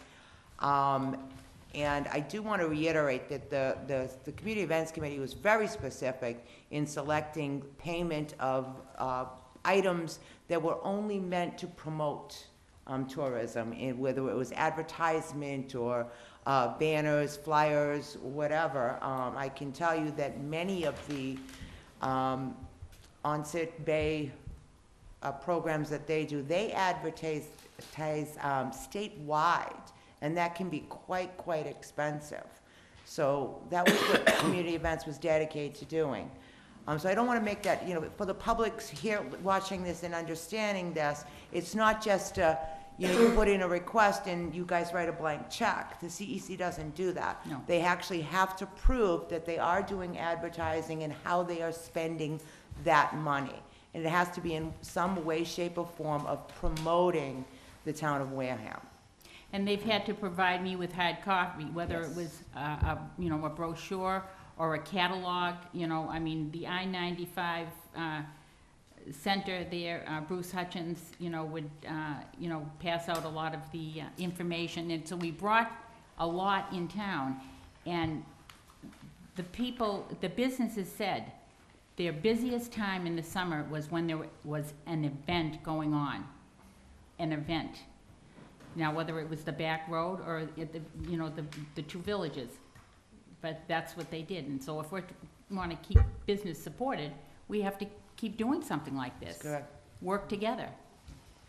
I'm going to ask the town administrator if he could come forward and give up some possible numbers on what we're talking about in these percentages. You can stay there.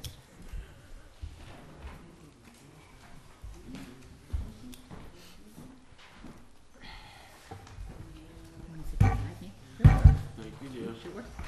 Where's the knife?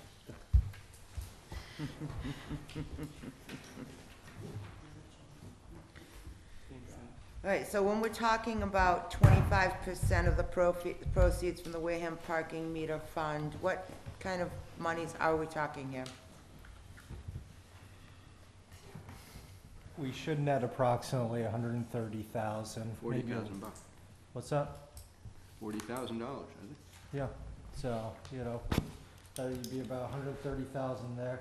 The big change is gonna be the hotel motel tax. Right now, it's a small amount. We receive about 44,000, I think between 44 and 55,000 dollars.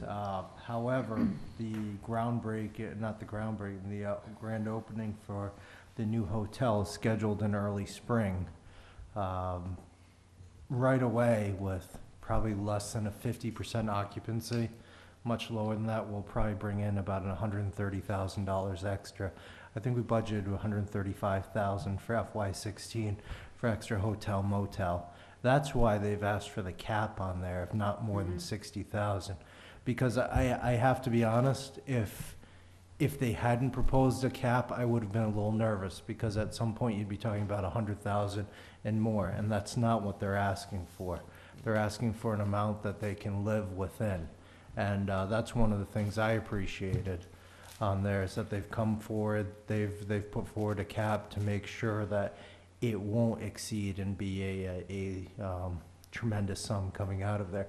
Because that hotel itself, if we're talking about less than 50% occupancy, about 135,000 based off of the 92 rooms, as they're going forward and you bring it to maybe an 80% occupancy rate, you're talking about a fair sum of money on that. So I think they've addressed the concern in that manner. And I would say that, maybe because this first year out of the fiscal year, they wouldn't achieve the full benefits of the hotel motel, but in the second year, so we'll call that fiscal 17, I think they'd be able to meet the cap to what they need on that. Okay. Do you have questions from the committee? Go ahead, Dominic. I have one question through you to the town administrator. Is the town proposing to pay CEC back for the kiosks? Or is that something that they're just gonna accept the donation and just give them their fee and, just a curiosity question? Well, the first thing is they shortchanged themselves. They bought us 3 kiosks, not 2. So they helped us out, though, which was also was able to put the one up at the Temple Street lot. Right now we're putting funds aside for the pier and such, but I would say, they've provided almost what if you would call seed money to start the program, And, you know, the events are bringing people that would park into there, so I think it's, if you want to ask me what's fair, I would say yes, providing the 21,000 back. I think that's a good turn because we would not have it. We didn't have it in the budgets to be able to do this. So I think our best year beforehand was $65,000. So we wouldn't have had this opportunity without community events stepping up and helping out the town. We try to be very creative. Dick Paulson absolutely loved you. Anyone else? Any other questions? I think you ladies are off the hook. Thank you. You stay right there. Try to include myself. Said town administrator is jealous? But if you need any additional information, we're happy to supply it. Well, We we- just hope in this, particular program can, go through. Because, it's been worthwhile. It's, our business is tourism in the summertime.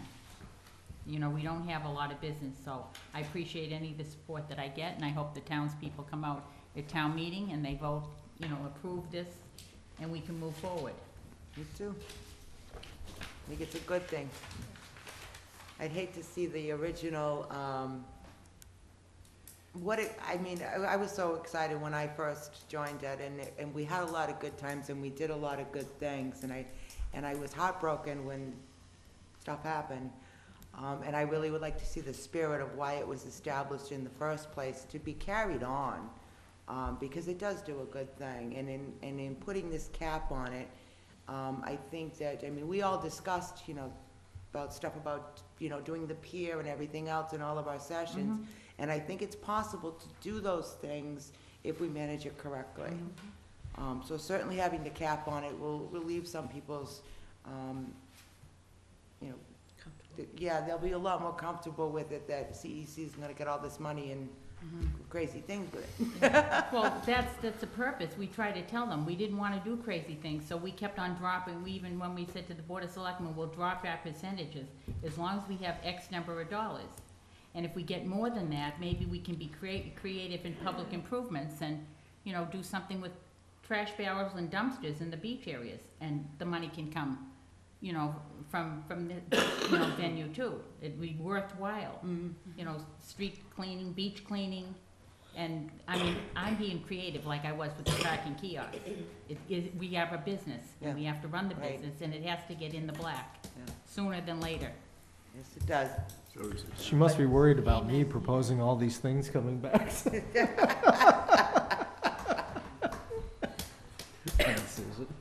I thank you very much, ladies. Okay, thank you for your time, I appreciate it. See you around tomorrow. All right, let's do this. Hang on a minute. While I get myself together here. Thank you. Okay, there was one other thing I wanted to know, I can't remember what it was. All right, I'm going to jump back while you're sitting comfortably in that chair to any town administrator's report that there might be. Yeah, I'm going to pass out the August expense report, so it'll be the July and August, and ask that you just take your time to read through it, and we'll bring it up Lovely. at the next meeting. You unfortunately didn't get the color copies, I couldn't get that. I did get it for the board, just to let you know. Oh, we know how important we are. We don't rate, that. No, he's trying to impress us that he saves money by doing it in black and white. Oh, was that hidden agenda? See, I didn't catch that. I didn't catch that hidden If agenda. we get the end results for fiscal year 14? The audit results, we can give sort of the generic outlines out, but we should have the balance sheets with the free cash, so once those are through, I would say by the end of this month. Nice. I was looking forward to seeing that.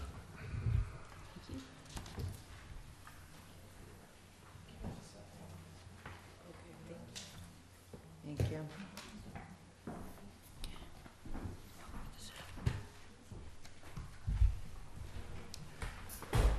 Did I see, hang on a minute. You actually have one more item on this, for the last one that the selectmen didn't, because today I had a bill come in for unemployment for October, well, what our October assessment's gonna be, and it came in at a little over 42,000. And knowing that we've budgeted 300,000 for the year for the unemployment with the cuts, that's concerning for me. So that's, unless we have some people fall off, which traditionally we have, but many of them are new. So that's one of the items we're going to have to look at. We know we based the health insurance on maybe a slightly higher amount before we went into the Mayflower group, and anytime you cut employees, obviously one of the savings is the health insurance, so that may be one way we have to offset it. But that is definitely an account that's going to bear looking at, and because with the projections, if it's at 42,000 now, that's going to put us in a hole for the year by a significant amount.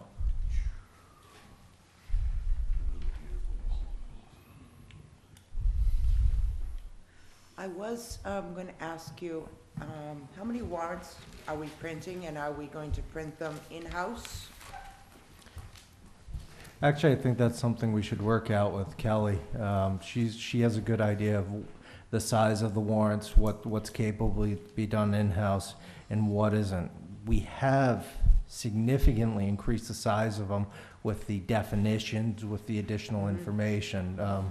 The product that you're putting out today is much more in depth than beforehand. So I almost think Kelly, I'm thinking you want to put it out to print before you go crazy.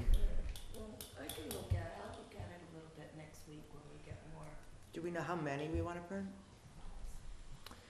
Lots? We ran out of the special last year.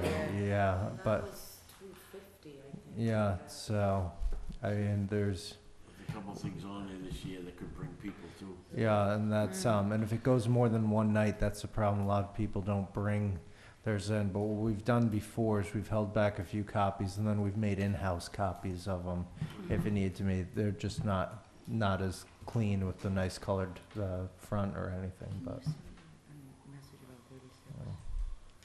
We should probably just get a cost on it if we're going to do it externally and see how much by 50 person, 50 count increments it would be. Because 250 running out, there are some articles this year that should bring some people out. I don't know if we'll have as many people as we did because of the override issue, but I would say 350 is probably, yeah, where we'd want to be around. Okay.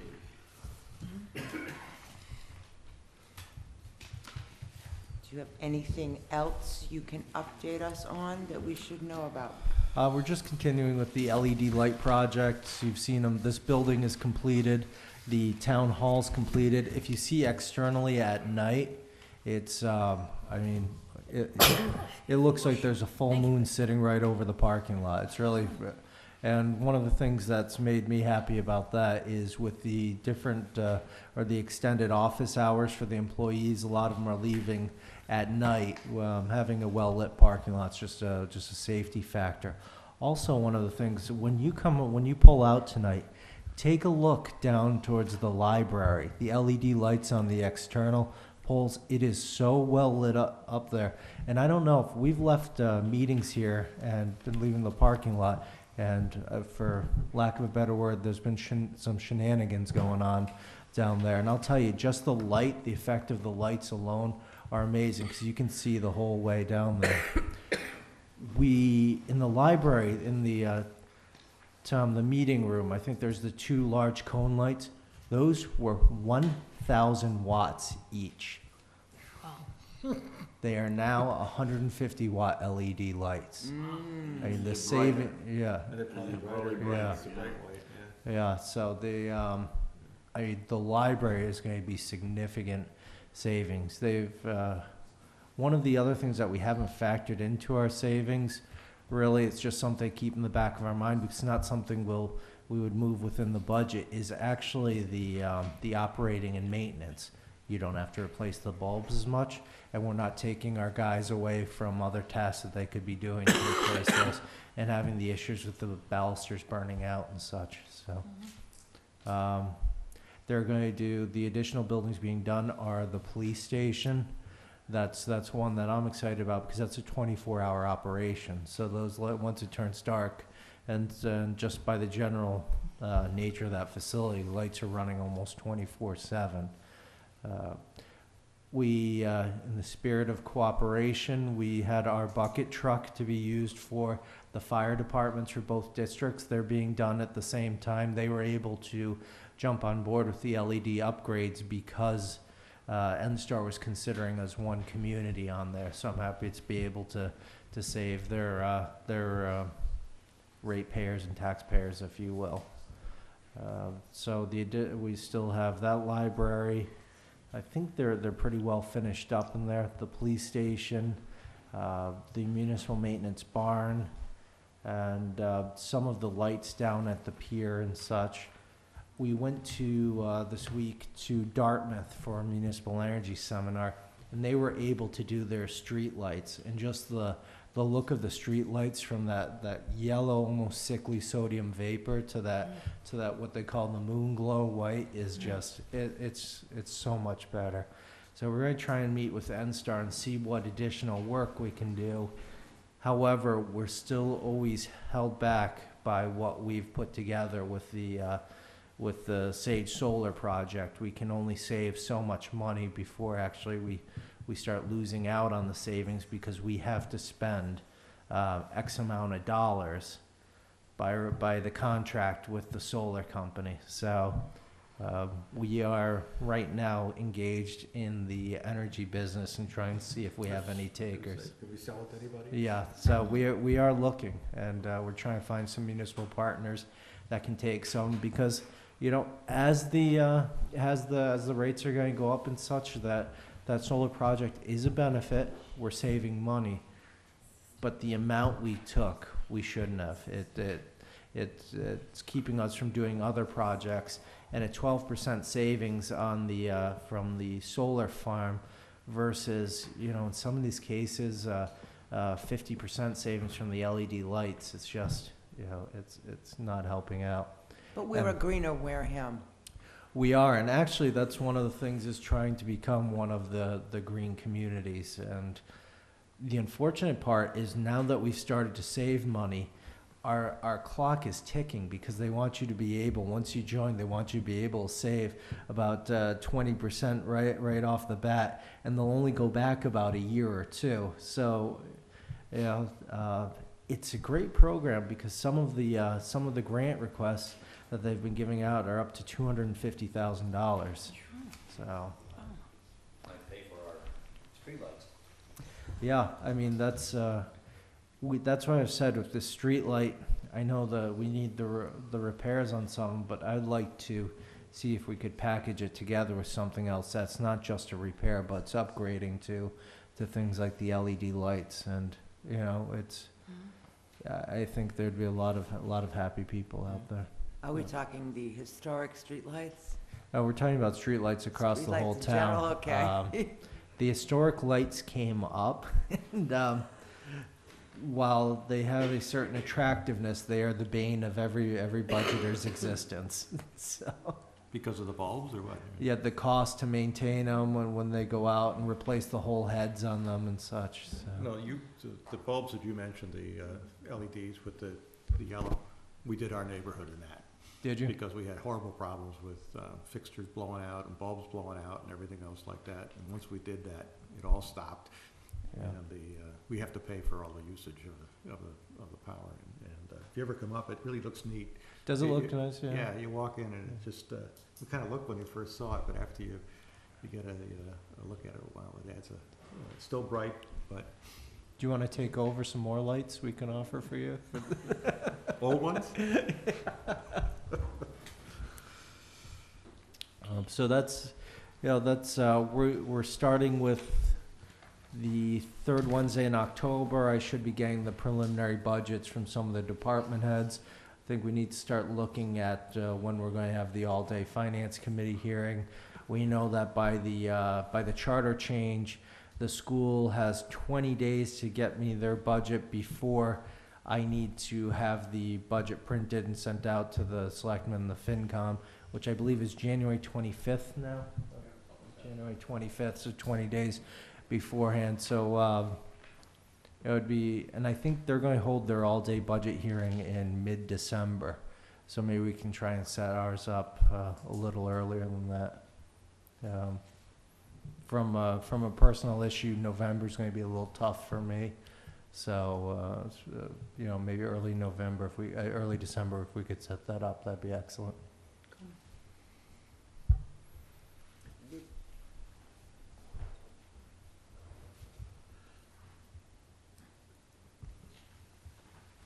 Okay. Anything else? I won't bore you. Okay. All right. We have pretty much been through all the articles, either by the town administrator's explanation of those that she explained, or by the other entities of town, except for Articles 35 and 36. I did get word from the petitioners for Article 36 that they would see us on October 8th. That would be the last possible time that we can see them. So that's going to be good. I have not had any conversations with anyone from Article 35 and really know very little about it, other than that, let me get understanding this right. The Board of Selectmen would be, I'm not even gonna attempt that. Would you like to explain that again, one more time? Article 35, cedar to convey land through Bay Point. I don't even understand why this is a petition article. I'm a little confused by that. I mean, if this is instructing CETA with the approval of the Board of Selectmen, I don't understand how this got generated as a petition article, and It was and I done can't by, get the it's a petitioners- citizen's petition article, which has to go in no matter what. It wasn't done by the Board of Selectmen, Okay, even though there's a person who is the sponsor of it, is a selectman. He's doing it as a private citizen. And what the article basically says in simple English, it allows CETA, if it decides it wants to sell the land that they have, with the permission of the Board of Selectmen, which is the way the special act of CETA works, then town meeting, if it votes positive, if CETA decides somewhere in the future they want to sell it, they already have permission of the town meeting to sell it. But it still has to go through 30B procurement, which the town administrator handles, goes out to a bid process, the highest bidder, et cetera. So Okay. all this is doing is simply allowing CETA, if and when they decide, if they'd like to sell the land or not. And like I say, the Board of Selectmen has to approve it as well under the Act of 2005 or whatever. What would be the financial impact of changing ownership? Is it to put the land that's not taxable into a tax code, or what happens? No, actually, right now, what's happening is Bay Point, whatever the corporation name is leasing the land from CETA. And actually, the money is supposed to come, I believe, actually back to the town, most of it. Correct, whatever the admin fees are taken Yeah, out. less the admin fees, so the revenue comes back to the town.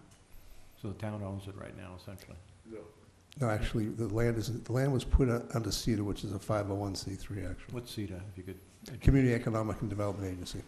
We It used to receive- be EDIC, and they got changed. Yeah, we receive a mini entitlement grant from the state because of our low to moderate income level. Yeah. If we had a larger population, we'd automatically receive it from HUD, but it's a pass-through from the state.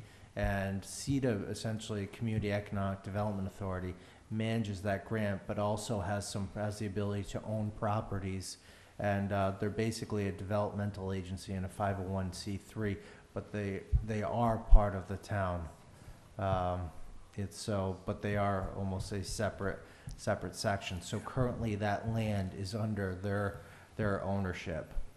They lease the property to it's always been who's ever owned the golf club, golf course, and we're supposed to receive back some of the funds from that, less the admin fees, 28,000 less whatever the admin fees are. This would give the authorization for the property to be disposed of, but it would have to go through the procurement process. So it doesn't mean that somebody automatically gets it. You can't make that guarantee. If I did, I'd be wearing the orange jumpsuit in a little while, so. Black weather's on too. Yeah, so,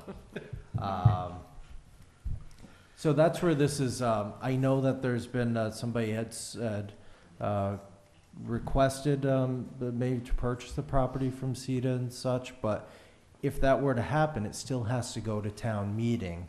And there seems to be, some sort of urgency that was expressed at Tuesday night's meeting. I mean, I looked at it, so I couldn't figure out what's the financial, why is it before us? I mean, if they sell it and somebody wants to put a lot of condos on it that we're gonna be able to tax a lot, that helps our revenue problem, maybe we'd say, oh, that's a good idea. Or maybe the hotel's relying on the golf course and part of their income is things that we don't know.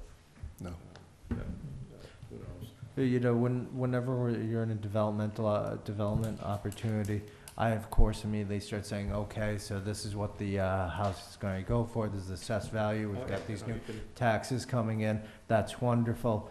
Oh, no, they have 5 kids, there's a net loss, you know, things like that. Over 55, there's a pile of them about 50 miles north of here that have $800,000 houses that they can now sell. Yeah.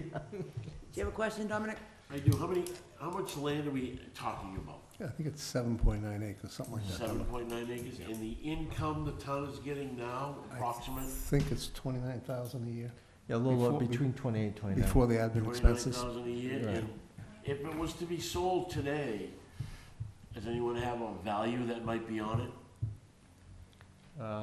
I think there's an assessed value. I know CETA had ordered an appraisal on there, but I can't remember what they came back at. But it's Rough between, guess, I'm just trying to do some numbers. between 350, 400,000, So I you're believe talking it came 10, in. so there's a 10-year, Sell the say golf course for 290,000. 400,000?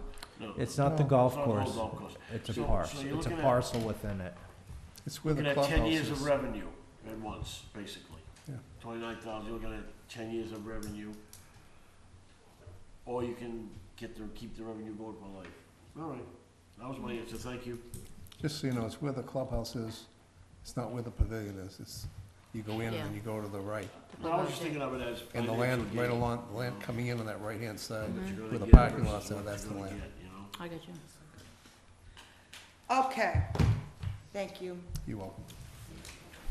What I'd like to do is, at this time, I'm not gonna keep you if you don't wanna remain with us, Mr. Town Administrator, but you can if you'd like to. Okay, what I'd like to do is go back to the top of the, warrant Yeah, trees. and take these articles one at a time for a motion, and we can discuss our, okay. We can discuss in between how we feel about them. We've already voted on Article 1. Article 2 is the capital plan, and we don't have any numbers yet from free cash. So I believe we'll jump on over that for now. Article 3 is going to be pulled. Let's see, Article 4 is transfer of funds to fund the parking kiosk program for $138,000. Do I have a motion? So moved. Second. Favorable action is up. Discussion? No discussion on Article 4. All those in favor of favorable action, say aye. Aye. Opposed? Abstained? All right, I have a whole 8. I want to say that I'm very proud of all of you. Thank you so much for being here. 800. All right, so we're gonna jump down to Article 7. Article 7 is the sewer system at Swift Beach Road. The sewer system at Swift Beach. We do know that, okay, first off, I'll take a motion for favorable action. Madam Chairman, Go ahead. I think we're kind of. Confused?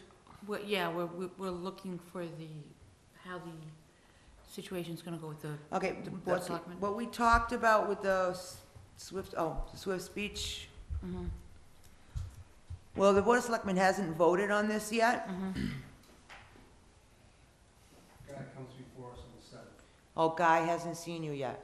Okay, the reason is Guy hasn't Oh, seen him okay. yet. He's seen us. He's seen us. Okay, so in our discussions over Article 7, we talked about this being a step-by-step process and the possibility of using at least $750,000 from retained earnings for the engineering studies to start the program. But we are looking at up to a $20 million project. This could potentially increase the sewer users' EDU rates by $120 per EDU. Am I correct in that? Yes, Everybody understood that? right. Okay. We had Go ahead, asked to be Donna. rewritten. That's the note I have Yeah, here. thank you. You are Mhm. absolutely right. Mhm. Well, I won't have the motion. Derek? When we do this article, are we gonna do a motion that says we're gonna use $750,000 from retained earnings? Yeah, that's good. That's what my belief is. I'm not going to go forward and be a part of asking for $20 million. So, 750,000 for, the engineering and use the. So we're gonna only be approving at town meeting the $750,000 to start the engineering process? Yeah, I'm going to tell you, that's my perspective on it and what I'm putting forward and having. If somebody votes to change that or something, I can't do anything about that, but that's what the motion we're bringing forward. So the motion is gonna be for $750,000. So we're gonna come around like Springtown meeting as we do step by step, as you want to appropriate the money for each phase of the project?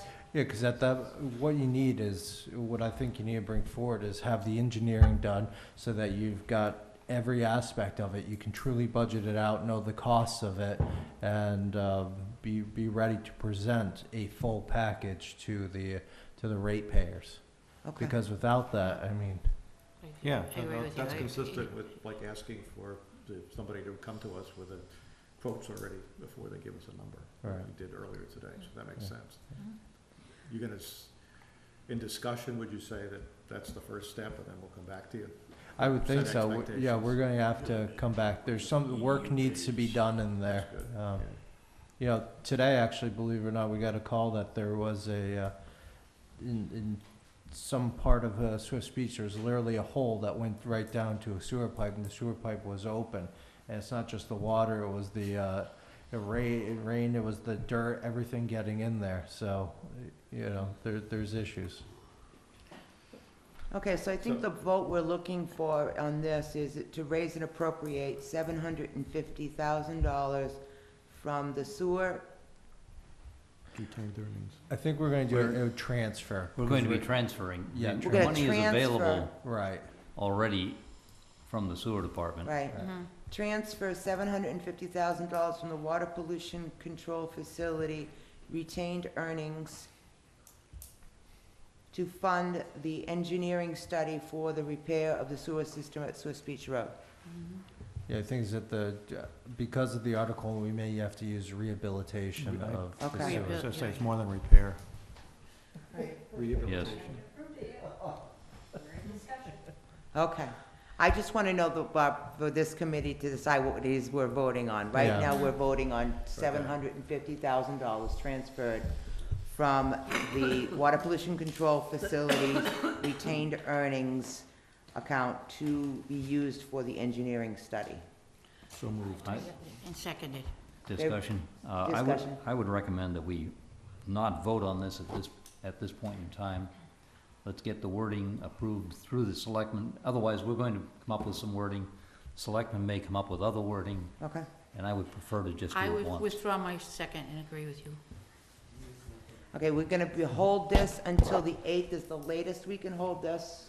Mhm. You're gonna, I you think we withdraw your all agree motion? that it has to Withdraw be the done. motion, okay, I'm sorry. Yes, you withdraw. Thank you for Okay. educating me. All right, so we'll kind of I just strap repeat that one last week. down on the wording of exactly what it is that we're So we're voting gonna on. hold Hold number for- seven. Hold on for number wording. 7. I All agree. right. I agree with you.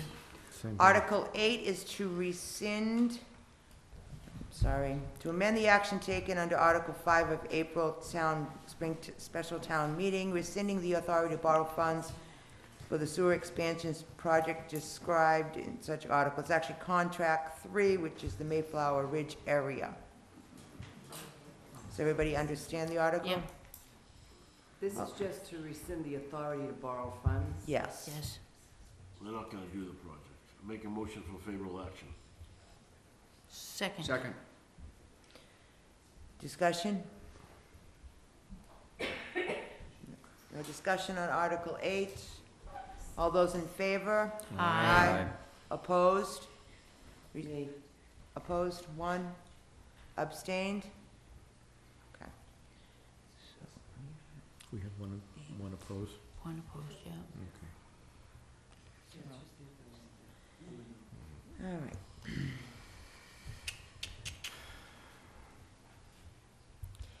Okay, Article 9 is the Swift Speech rededication for open space and recreation. The town to vote to rededicate for beach and recreation use in perpetuity the real property located off of Swift Beach Road and Wakeno Avenue in Wareham, shown as Lot B, da-da-da-da, et cetera. I do want to tell you, I did a little bit of research, and I am going to ask Mr. Alan Slavin to come forward to the mic because I need to ask a question.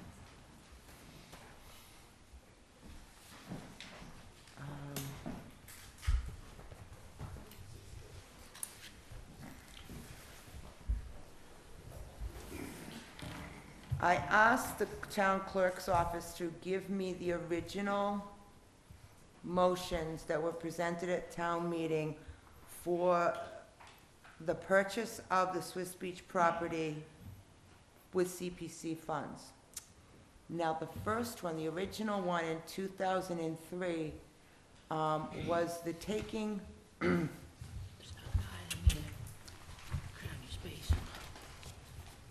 to acquire by gift purchase, eminent domain, or otherwise for municipal purposes, certain parcels of land in Wareham, Massachusetts. Okay? Then the second,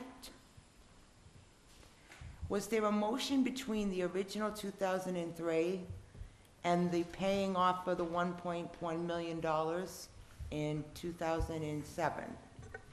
2007, at the CPC meeting, I happened to be there.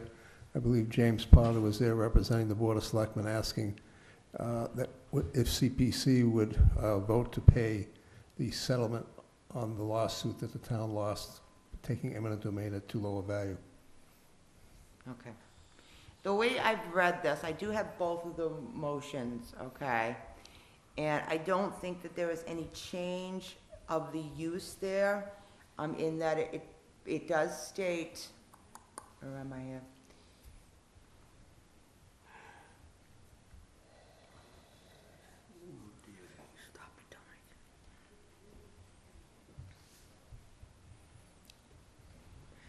Okay, here it is. Category of historic preservation, open space, and recreation. Okay, so I guess that's 3 things. At that time, they were kind of, they used all 3 at that point. My question to you is, what's the motivation for this? They've had issues trying to get, someone, the town's not allowed to hold, the Conservation Commission can't hold the preservation restriction on the land by itself since the town owns the land. So they had certain land trust, different groups they went out to. There's a lot of, I'm not going to get into it, but there's a lot of politics going on. And a lot of people said they would do it, and then a little while later they backed out, et cetera. The idea of this particular land was basically to have it available for open space and recreation. Instead of playing around anymore, it's simply by doing it this way, it ends up really what the restriction would have been anyways. There's some people that feel you have to have a restriction using CPA funds, but that's not been the case. So this is just simply town meeting voting that's what the land is gonna be, was bought for, that's what it's gonna be used for. Okay, so in other words, because we can't get anybody to hold. No, it's no, the res- it's just been sitting for so long, we just wanna get it settled.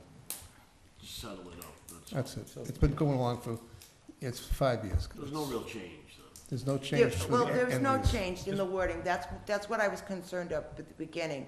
But I don't understand it, that, I mean, there will be factors at town meeting that will say, well, why haven't you gotten a restriction on this land? Why isn't somebody holding this restriction? Do you honestly believe by putting it in town meeting that it's in perpetuity, that's going to avoid Yes. people pushing in the future to want this land under restriction? You can't, Okay, have to go back to town meeting and change it, you can't do it on your own. okay. I just wanted to make sure I understood the motivation as to why this was being done and that we weren't changing any language at all. It's just to get it done. It's been, sitting out there for so long with so many different parties fighting about the whole thing. It's just, it was done, it was bought. I'm not gonna get into legality of how we bought it, what we did. The bottom line is, we have it. We spent 1.4 million plus on it, Mhm. and it needs to be basically open space and recreation, and move forward with it. Yeah, that's clear. I mean, Forget the All All right, past, thank you. forget the past and move forward. Thank you, sir. Thank you. So I'll I make a- entertain a motion I make a on other- motion Second. that Any favorable discussion? action. Any discussion? All those in favor? Aye. Opposed? Abstained?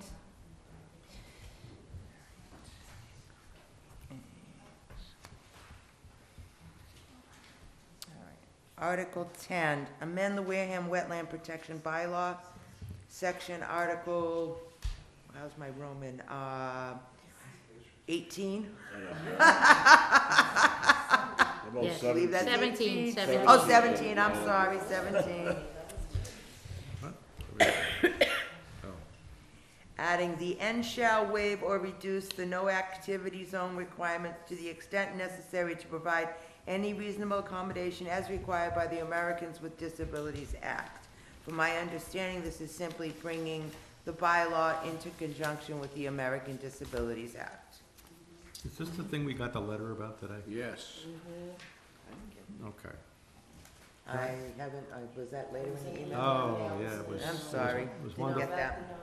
It's two neighbors fighting is what I get out of it. And does the guy have a handicap? Is that the reason for the golf cart? Thank you, sir. No, that's got nothing to do with this. That's a whole other article. No, that's it. Well, this is it. Is it? No. This article is basically submitted by the Board of Selectmen when we were notified that there was an issue, an ADA compliant issue about, and the bottom line is when you have an ADA possible suit, the chances of the town winning is slim to none, just because of the way it's set up. We did get a letter basically telling us that if the town would not consider changing the bylaw to allow this, that they would sue the town. I can't get into the details of executive session, but at the end of the day, the Board of Selectmen made a decision to go ahead and change, to make the ADA compliant piece in the bylaw for now. Hopefully, I believe the Conservation Commission will come back in the spring and clean up any loopholes that might still exist. This has nothing to do with either party.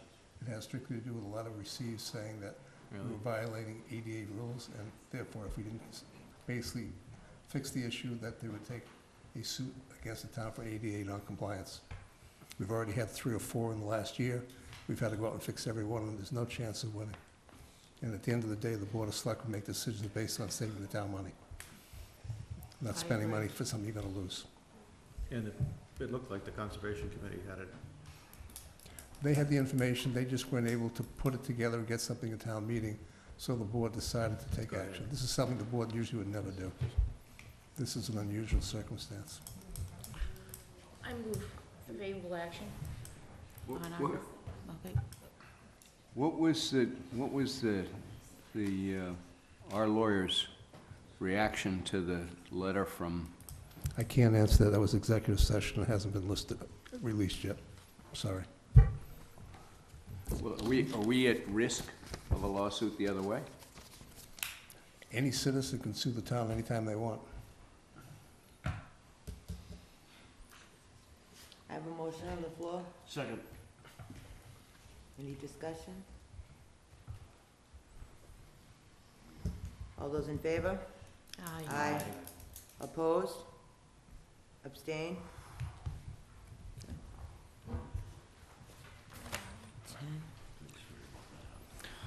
If you'd like, I'd stay for the next one in case you have a question. Oh, I know it. Things I got told, I called somebody, never mind. It doesn't matter. At the end of the day, we all smile. All right, Article 11, to see if the town will vote to request the General Court of the Commonwealth to amend Chapter 114 of the Acts of 2014, the Sewer Commission Act, so-called a Home Rule Petition Bill and related Wareham Town Charter provisions to amend and clarify personnel and labor relation ambiguities, or to take any other action relative thereto. Is at some point, are we gonna show the old one and what the new changes to the town, or are we just gonna? What this has done is when the third version of the sewer commission finally went through and got passed through, certain pieces were eliminated out from the first one back in 2010.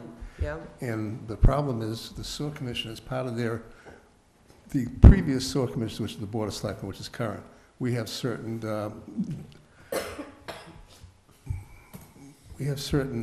rules and regulations that we basically do as selectmen that kind of fell over that allow us to do to sewer commissioners. When you break the two entities apart, certain things go with the Board of Selectmen, they don't continue with the sewer commissioners. So when the article was written the way it was, it eliminated the town administrator from the mix. And the reason for that was when you have your labor negotiations, the town administrator is the one that does the labor negotiations, the Board of Selectmen ratifies them. That wasn't taken care of. The original article back in 2010 had those pieces in place by the way it was worded. So what happened is when it was worded the third time around, it didn't get vetted out exactly the way it should be. The Attorney General's office doesn't care. All they care is the article's written legally correct. If there's some issues not taken care of, it just goes through. So we discovered that we could have budget issues because the sewer commission could set their own budget completely separate from the town administrator, which would cause budget problems, et cetera, which Derek could explain if he'd like. And it had also issues with labor agreements, et cetera. So the changes here are strictly to take care of those issues. It doesn't take any change. The Board of Selectmen has no input with the sewer commissioners, how they function on the day-to-day running, you know, how the actual sewer system works, or how the sewer superintendent works in relation to them.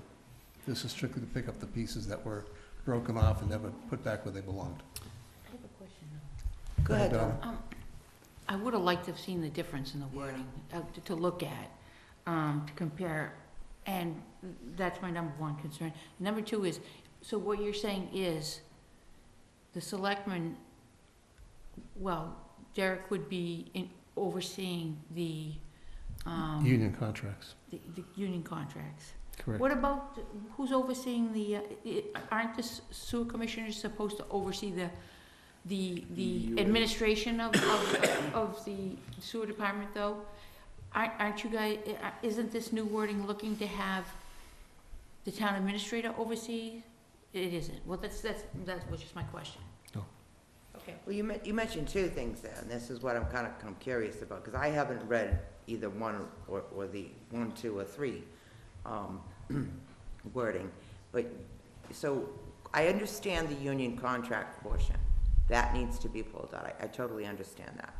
But what exactly is going to be the function of the sewer commissioners? You mentioned budget, but that's in the town administrator's parameter. They take their budget and submit it to the town administrator, basically. What happens is that your sewer commissioners do what we do now. We do policy, we do guidance, et cetera, as sewer commissioners. And then we also vote on whether we want abatements, et cetera. The sewer commissioners handle that. Okay, so that would And break. the sewer commissioners would be the ones that would sit down and look at the EDU. You know, we may or may not get something changed before the changeover, which would be May 1st. And the sewer commissioners would then take over setting EDU rates, changing it, whatever else. That's what I wanted to know. So the sewer commissioners are still gonna be involved in setting the EDU rate? Yeah, the Board of Selectmen and the Town Administrator have nothing to do with that. Thank you. So they don't have to come to you for approval or anything, they say that's what it's gonna be? No, they basically, they set what they want, then they go to town meeting for approval and stuff. Town meetings, Town there's meeting, still, there's still a So There's still check and balances, check but, and balance on Yeah. it. but there's just certain pieces, unfortunately, with the changeover. If you look at if you go back to the article going back to 2010 Fall Town Meeting and look at the current one that got passed, you can see where there's like 2 or 3 pieces that didn't get transferred over. The number one thing. Because it was written by a citizen the third time around. There's nothing to do, they did it wrong, it just, they didn't realize that there were some pieces that just didn't flow through. And they actually felt that the charter would clarify that. Yeah. They felt that because it's different in the charter would supersede and clarify the whole thing, but doesn't really. And at the end of the day, one of the things everybody needs to realize is, although it's an enterprise fund, if that goes into deficit, the general fund has to make up that Exactly. difference. That's That's correct. a problem. So, So it would operate very much as the school committee does, in the fact that the sewer commissioners, along with the supervisor, need to build their budget, set the EDU rates. They need to, obviously, get it approved with you, that it fits in with other budget restrictions, et cetera, et cetera. But only the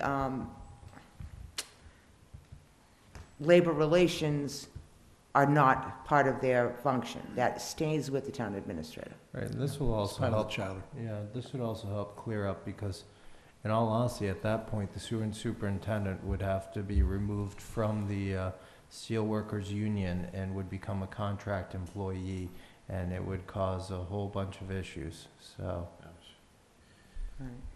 But they're still responsible for those employees, and they don't have the salary administration, but, you know, if somebody misbehaves, or there's discipline needed, or somebody's doing a good job, they basically are. It goes through the union process, they're all union employees. Yeah, just like any department head would with that, so. All right, I have one question, because I asked this question of Derek last week, and it probably was unfair of me to do so, and I apologize. However, I'm going to ask you face to face, Go ahead. if this is in any way, shape, or form delay the process of the approval of the sewer commissioners. No, if you look at the way it's done, the sewer commissioners, it's completely done. The sewer commissioners will be on the first week in April election with any other local town election.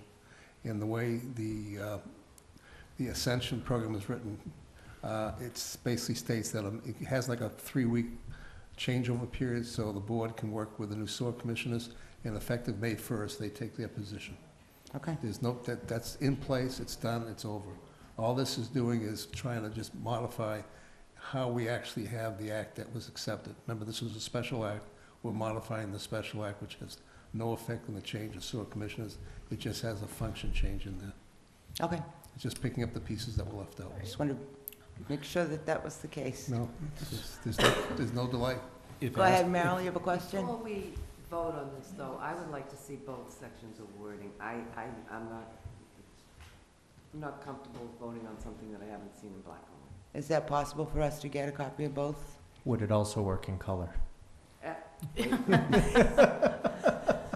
Stop spending money. I mean, has the legal rewrite been rewritten? It's Yeah. in the process. Will we get it So before what's the the 8th? odds I can get it in a week? I would think so. Okay.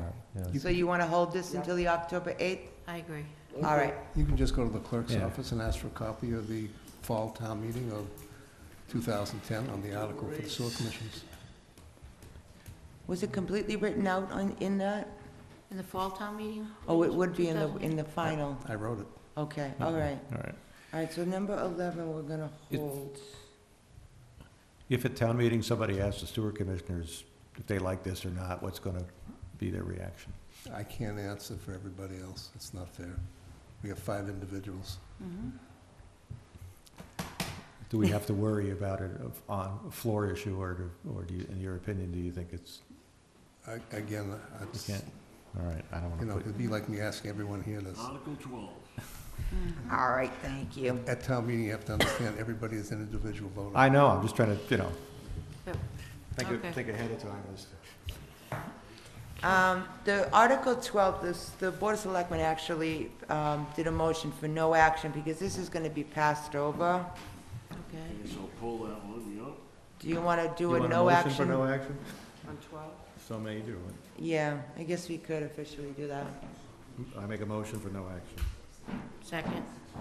Any discussion? All those in favor of no action? Aye. Aye. Opposed? Abstained? I suppose we could take the same vote that they did on Article 3 of the union contracts as well. You don't see anything coming forward between now and the 27th on that, do you? There could be something we might need to come forward for funding. Okay. Okay.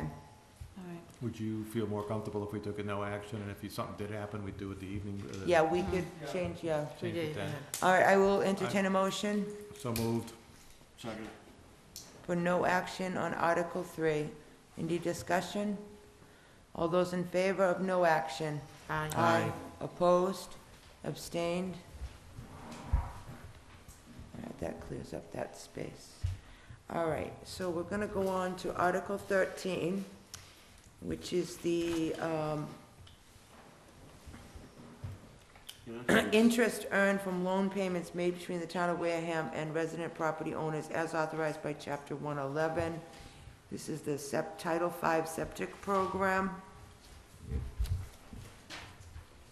And actually, Article 14 is the other half of the program, but they have to be voted in separate articles. So entertain a motion on Article 13. So moved. Second. Any discussion? All those in favor of favorable action on Article 13? Aye. Aye. Opposed? Abstained? Where am I?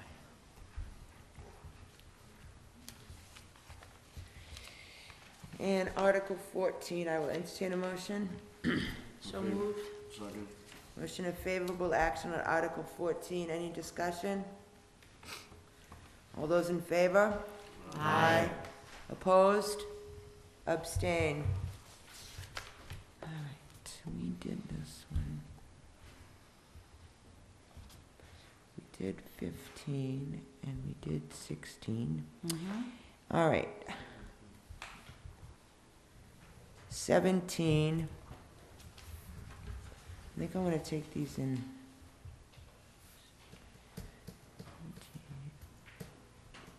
All right, 17 is depending on free cash.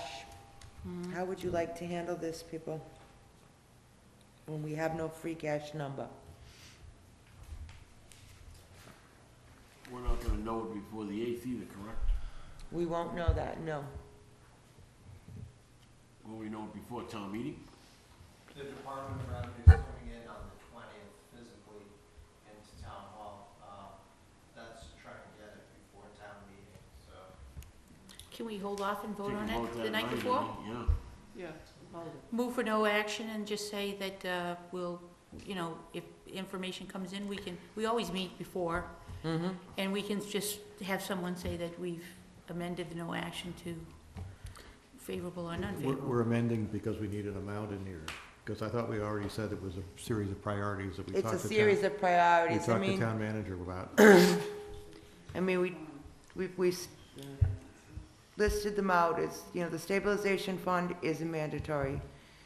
The capital plan, Article 2, it will be dependent on anything that's left over, in my opinion. We have a mandated list and measure, which is Article 20 for 250 to 300,000. And we have Article 31, Minot Forest School wheelchair lift for 65,000. And then the period lights and onset for 25,000. All of those will be dependent upon the amount of free cash available. Exactly. Madam Chair, it's not period lights for onsets, street lights throughout the whole town. Town, right. What? Repair municipal Oh, streetlights. and I'm period sorry, lights. so this is street lights and period period lights? Yes. And it's repair of. Oh, It's just okay. repair. I stand corrected, thank you, I'm not reading it all the way. May I ask, through you, Madam Chair, may I ask a question? of Yes, Derek? Dominic? Derek, this new lighting you're dealing with the LEDs and stuff, it's got anything to do with Article 17 now? Does it change it in any way? I would say not at this time. It's something I would love to try and combine them together, but we still we have so many out. If we can't get it, get the subsidies, if you will, for MnSTAR, it's still something we're gonna have to move forward with. Something will have to be done, Yeah. correct? Thank you. I make a motion that we vote favorable action. Second. On the municipal streetlights, Right. How could, with the caveat that it will be dependent on On- the availability of free cash? why? That would have to be in our explanation. Question, Madam Chair. Go ahead, Dominic. It's relying on something that we don't know of. How can we really vote without knowing that we can't even spend it? You're spending money you don't know you have. Kind of a question that I don't think the finance committee should come about doing. That's not good business. And we're supposed to be making business decisions. So we're gonna make a decision that we're gonna spend something that we might not have. That's a little touchy in my book. Well, aren't you gonna have to fix them no matter what? But this is saying you're gonna spend that money. How can you spend money you don't have? I can go to the bar and say, give me a couple of drinks, I got $1 in my pocket, and it's not gonna help me. I understand that we have to fix them, No. but I think we should wait to vote to see what free cash looks like. That's Okay. my opinion. I got the impression you were gonna. I rescind my He was gonna motion. end it during the year. My rescind my motion. If we're, with this being a town meeting article, you do need a funding source. So if you don't have the funds available, you can't take the action. Otherwise, it would essentially unbalance the budget. So if free cash doesn't come up, free cash doesn't come up with the money, it gets pulled? The Yeah, article will be pulled? you would have to. Oh, okay, that's a little different then, That's okay, Yeah. all right, that makes, that helps me a little bit. Yeah, any of these, if, any one of these that's dependent on free cash, if free cash is not certified, we can't do anything with them. We can't vote on them because it would unbalance the budget. So we can't vote on it, is that what you're saying? I would recommend you hold off on them, just at least you've had the discussion to know what's going on. We do plan to have free cash, but again, if something happens, if the DOR wants something else, it wouldn't happen, and we'd have to wait till spring. So let me see if I have this clear, is you will know free cash on the eve of town meeting, let's say. Correct. You will sit there and we'll take these priority items, each of which has a number assigned to it, and you'll go down as far until you run out of money.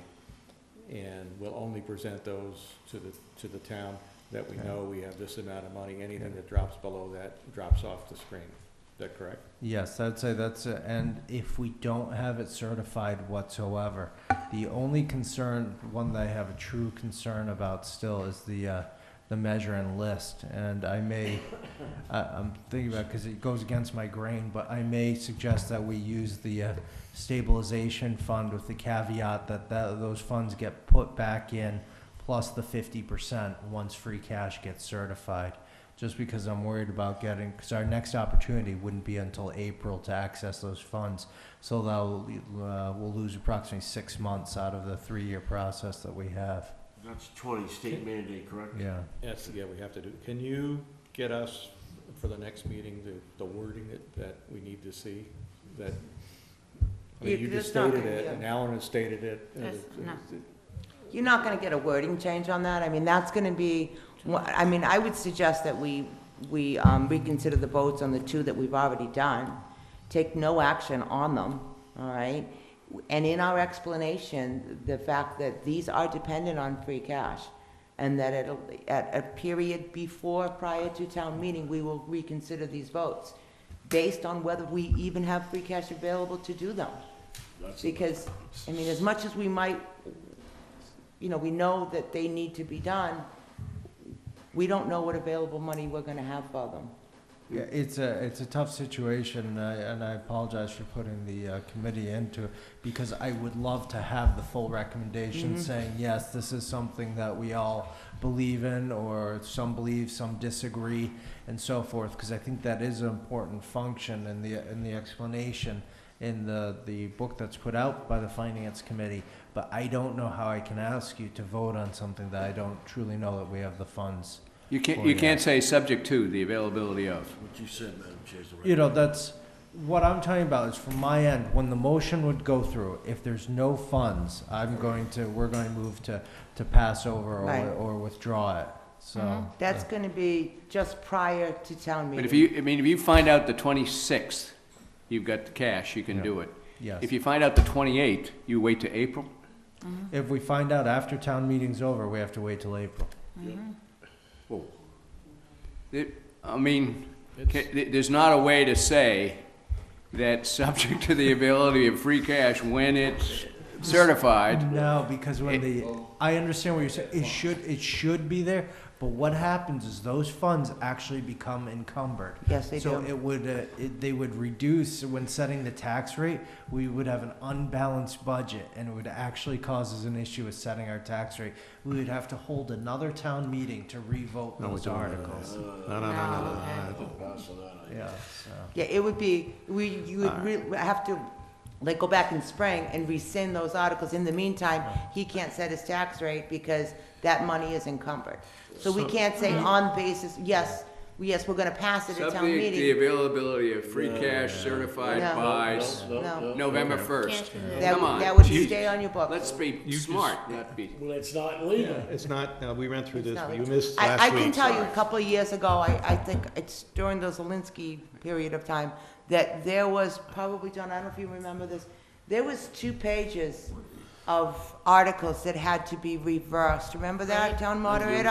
I do. Because the Department of Revenue realized that there were encumbrances still on our books And we had it, everything from had to go articles that away. were never funded That's right. because there was no money, but they were still on the books. Yep. But this, So, And I Does grin happen. because I'm sick enough that I actually enjoy talking about this.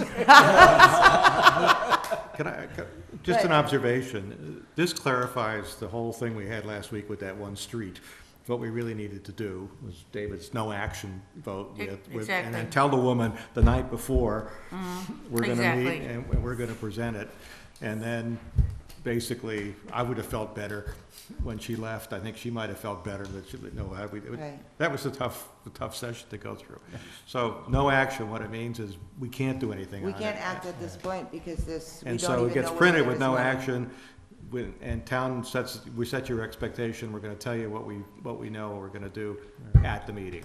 Well, my I- recommendation is that we act and say no action if, vote to approve or disapprove if we have free cash. So we do away with this, we don't discuss this thing again. I mean, we know what we're gonna, we know if it comes up with free cash, what we'll do. But that should be in the explanation. That should be in the explanation. Yes. No action. And we No, might we're not be doing able to two do, votes right now. we might not be able to do all the issues that need to be done We with may free only cash. get 1 or 2 of them in the amount of And- money that we and have there. Who's My- to say my- what's the most important? Right. Well, I thought we pretty much decided what was most important last week. You have a list there. Yeah. I prioritize my most important, but I Oh, don't know that you guys agree with me. I think that's for Well, we'll rate them. I think that's for the 6 PM meeting prior to town meeting as to what is most important and based on how much money we have at that point. I agree. Okay. I would highly recommend that you reconsider your votes on Article 31 and on Article 20, which are the state mandated measure and the replacement of the wheelchair lift at Minot Forest School. Well, I make a motion, we reconsider Article 20 and vote to take no action at this point. Okay, I have a motion for reconsideration on Article 20 with a second. All those in favor of reconsideration, say aye. Aye. Opposed? Aye. Abstain? Okay. Reconsideration passes. Reconsideration passes. On 20, now On go to 20. 31. Make a motion for- Let's finish 20 first. Okay. We just did 20, didn't we? No, did we 20. We reconsidered are it. reconsidering our vote on Article 20, which is the state mandated measure. Oh, we have to go through it. I move that we vote no action Okay, second. on Article Second. 20. I have a motion for no action on Article 20. Any other discussion? All those in favor? Aye. Opposed? Abstain? I will entertain a motion for reconsideration on Article 31. Second. So moved. We have a motion for reconsideration on Article 31. All of those in favor Oh, we of did this reconsideration? We did. We need to did it. I reconsider got the a vote. check on it here. All those in favor of reconsideration on Article 31? Aye. Opposed? Aye. Abstained?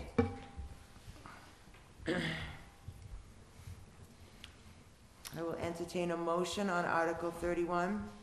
I move- Move that we vote no action on Second. Article 31. Second. I have a motion for no action on Article 31. Any discussion? Yeah, you guys gonna make the poor handicapped walk up the stairs? All those in favor? Aye. Opposed? Aye. Abstained? Okay. All right. Yes, darling? You want to reconsider on the street layout? The reason that street layout's on hold is because they haven't done through the planning board the engineering piece that they put the money, they've already paid in.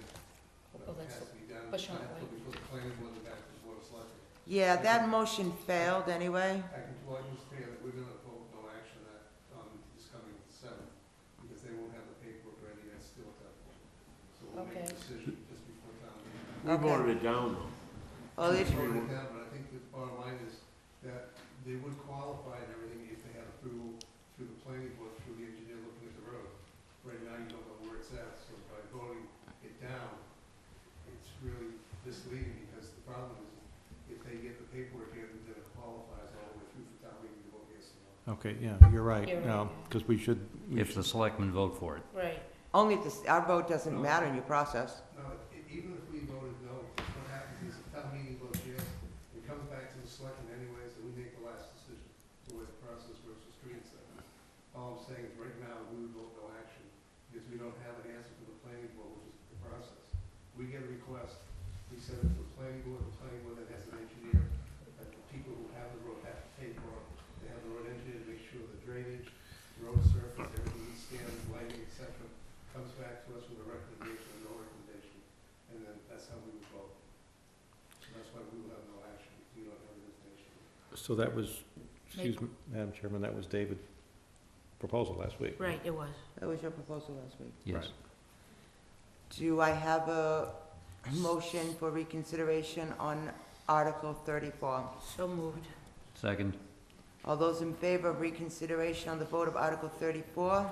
Aye. No. Opposed? No. Abstained? It passes. I make a motion of no action on Article 34. Second. I have a motion for no action on Article 34. Any discussion? All those in favor of no action? Aye. Aye. Opposed? Aye. Abstained? All right. Go to 17 now. with the Yeah, let's go to streetlights. 17. The municipal street lights and period lights, which are going to be dependent on free cash. I would Make a motion entertain for a no motion. action. I have a Second. motion- Second. I have a motion for no action. All those in favor? Aye. Aye. Opposed? Abstained? All right, let's jump back up to Article 2, which is the approval of the FY 2015 capital plan, which is under the same circumstances of dependent on free cash. Make a motion for no action. Second. I have a motion for no action on Article 2. Those in favor? Aye. Abstain? I'm sorry, against? Tired. Abstained? All right.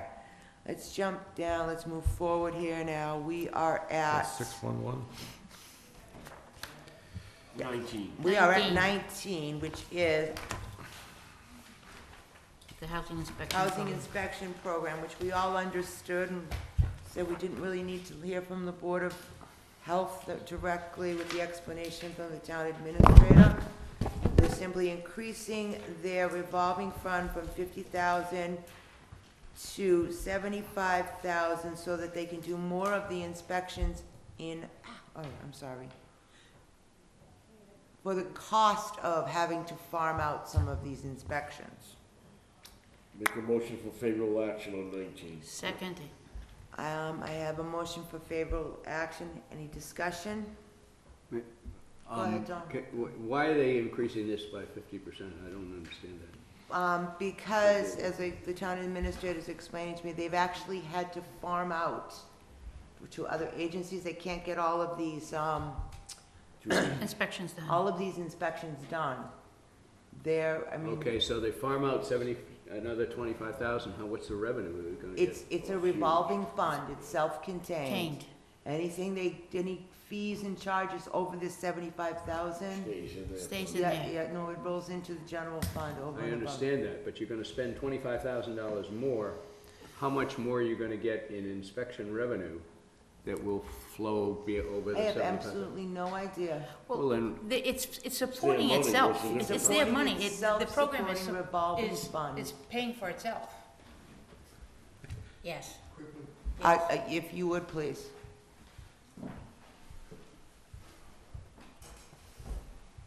When Mr. Ethia put the program together, he arbitrarily picked a figure of $50,000. What happens is everybody that has, Dominic knows, anybody who has rental properties, I think it's $100 you have to pay. Yeah. And $100 for each building and $25 for each unit. Right. Exactly. So what happens is, all these things come in. Now, we have to pay an employee physically there, plus they brought someone in part-time, because we have, all of a sudden, from having no work, you get like maybe 1,000 or 2,000 Lot of units, rental yeah. units. Well, it doesn't take long to run up $50,000 in labor expense doing all this work. So they've got all the revenue in. The revenue's not the issue. The issue is, by the article that Mr. Ethia had written, he limited himself to $50,000 in expense. The rest of the money all goes to the general fund. Doesn't go back to them or anything. That's how this program works. So they ran out of money and had nobody to continue the work, but they're required to go ahead and do these inspections in order to do what the actual article was. So they raised it by 25, so they have enough money to do the inspections they need to get done. That's all this is. The revenue's already there. How much money is it raised? Dominic, Tom, you'd have to go to the Board of Health and find out how many people registered their apartments and paid $100 Over fee. 600. Oh, Over I'm 600. a renter. I paid $100. Okay, and how many there are total, and what it is, it costs so much money to go do the inspections. You have to pay someone to go do it. You're looking at it the wrong direction. They already have the money in for the $100 fees. They have to sit there and take 1 or 2 employees and pay them to go out to each house and inspect, come back with everything. I understand that. How many $100 fees, what were the total of fees that they collected? I can't You'd answer. have to get that from the accounting department, You're gonna because have to I get- asked the Board of Health that. Well, how can they come and ask for an additional $25,000 without telling us what the heck it's gonna produce? Tom, they ran. Gee, I wish you had been here at the meeting when I asked people whether they would like to talk to the Board of Health. But I'm sorry, Tom, you weren't here at that point in time. And the way it was explained to me from the town administrator is this is simply a revolving fund, and any excess over the $75,000 rolls into the general fund. This program is paying for itself. It's paying for itself. It does not, it's What not is this? costing Suppose the there's a town more money. shortfall of the 75,000. It's not, it's not. There's a zillion departments out there. They haven't even done, I think, he told me they're barely over 50% done. And plus they, And there's people that haven't done in the time frame, so there'll be fines on top of that as well. exactly. It's huge. self-sustaining itself, but it So became bigger 75,000 is than. a number off the wall. 75,000 is what they, based on what they had for this year, and when they ran out, 75 should cover them for able to do over the next year to get them all done. They There's a had no bunch of them that history. aren't done. They had no history, You gotta do it Tom. every year. Yeah, They had no history, Tom. Now they're building a Now they history. know what they're up against. Yeah, I First mean, that year, was. they just yeah. guessed, They you still know. don't know what they're up against. Oh, yes, they do. yes, they do. The other question came up too, Tom, about, I'm not sure, I think it was David asked, somebody had asked, about why are they farming it out, and that was pretty much answered by the fact, well, if they brought on more full-time employees, well, then we'd have to pay Health benefits. insurance and benefits. So that wasn't a good plan. That's not good, no. So this way, it's by expanding that charge, we're avoiding, employees and benefits. I'm all for that. Well, good, me too. Of course, part of the reason for having this system in the first place was because we were keeping the Board of Health too busy answering problems. So this was supposed to save the Board of Health, time and money. And Yeah, and the illegal apartments, they try to find. Yeah. you know. They have come across a lot of stuff. oh, I'm sure they They're doing have. a great job. The poor guy that was complaining about the smell at the seaweed on Little Harbor Really? got nabbed for an additional $300. All right, we have an motion on the floor. Any other discussion? All those in favor of Article 19, say aye. Aye. Opposed? Abstained? All right, where are we? We're getting there, Angela. I know you're gonna sleep over there. Article 21. How would you Okay, 21? Article 21 is the Community Events Fund. Make a motion for favorable action. Second. A motion for favorable action on Article 21. Discussion? I would be, I'm gonna vote against this because I think it's $60,000 that could be better spent someplace else. Okay. Schools, whatever. Anyone else? Hmm? Okay. We have a motion for favorable action. All those in favor, say aye. Haven't raised my Aye. points. Against? Against. Abstained?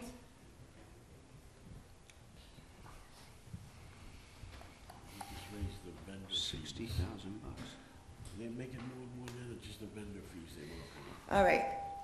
Article 22, the CPC FY14 reserve increase. Now, this was for FY14, excuse me, they were gonna increase by 10% due to the state match being up to 66%. Right. When they had estimated closer to 30, I believe she said. Favorable action on 22. Make a motion. Second. I have a motion for favorable action on Article 22. Any discussion? All those in favor? Aye. Aye. Opposed? Abstain? All right. Article 23 is the CPC FY15 reserve increase. Motion for favorable action. Second. I have a motion for favorable action on Article 23. Any discussion? All those in favor? Aye. Aye. Opposed? Abstained? Article 24 is the CPC for $98,000 for renovation of the old Methodist Meeting House restoration. I make a motion for favorable action. Second. Any discussion? Questions? All those in favor say aye. Aye. Aye. Opposed? Abstain? All right. Article 25 is the Agawam Village rehabilitation of Unit 51. Favorable action. Second. Any discussion on Article 25? All those in favor? Aye. Opposed? Abstained? 26 is the CPC article on the American Legion Hall in the amount of $114,543 under a historic preservation. I make a motion for favorable action. Second for discussion. Second for discussion. Let's have discussion. Oh, we're not gonna drink tonight. You know what I'm gonna say? I just think that it's great, it's historical building and everything, but it's a private enterprise. It is a private And you're enterprise, but helping a private enterprise it's with not the first town time money. they've done that. It's certainly not the first time. Historically, I I- mean, there are several I out got there. I get bad feelings against it, just my opinion, that was my discussion that I wanted to bring up And to the group. It also has received CPC funds in the past, and it already has a historic But I think preservation that, under it. but they on it. dropped it, it's a private enterprise, it's already gotten help once to fix the building. Now, they're gonna keep dropping the ball, we're gonna fix it again, let them drop the ball, we're gonna fix it again. It's their responsibility. It isn't, they didn't drop the ball. Well, They then all, who took care of it? they all died for crying Oh, out loud. They were get new 85 years blood. old the Get last new blood in year. there or something. It's still a private enterprise. Well, then that you're give gonna new keep dumping blood. money into, that no one's gonna do nothing about it. If my house fell down, I didn't do nothing about it, you're gonna fix it? And then after you fix it, I'm gonna wait 10 years later, let it run down again, let you fix it again. That's, Now Jeff that's knows why I apples put to it Sorry, in. that's what I said. That's apples, that's It's not apples to and oranges. pears. It's a Come on. private enterprise. All right, we My having opinion. discussion, not shouting. Jeff, I'm go ahead. sorry, I apologize. No, you didn't. I hear you, and that was my Thank first you. concern when I dug into it. What makes me feel better about this one is, and I hope the town council has reviewed this, is they can't go sell it and put the money into another hall someplace. Fundamentally, the town gets it back, if I understand that I don't correctly. care. That was my understanding as well. What? That was the understanding that they said, Go yeah. ahead, Tom. My concern is that the restoration will be under the auspices of the Historical Commission, and we won't get plastic siding and things of that nature, so that we get a better life and lower maintenance. It's a historic building, you can't do Building. that. You can't, you gotta do it. Historical. We can't, because, and the prime example is the old town hall. I mean, for 5 years, we were covering about the color of paint, we were doing this, we were doing that, and it cost us $30,000 to repair the damage before we could even paint the building, and it took 5 years to happen.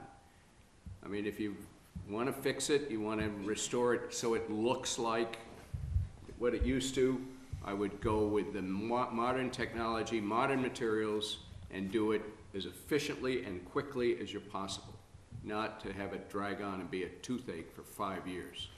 I thought Sandy said it was in the process of being designated, it was not yet No, designated. no, it is designated. I mean, that historic commission is like a boat anchor.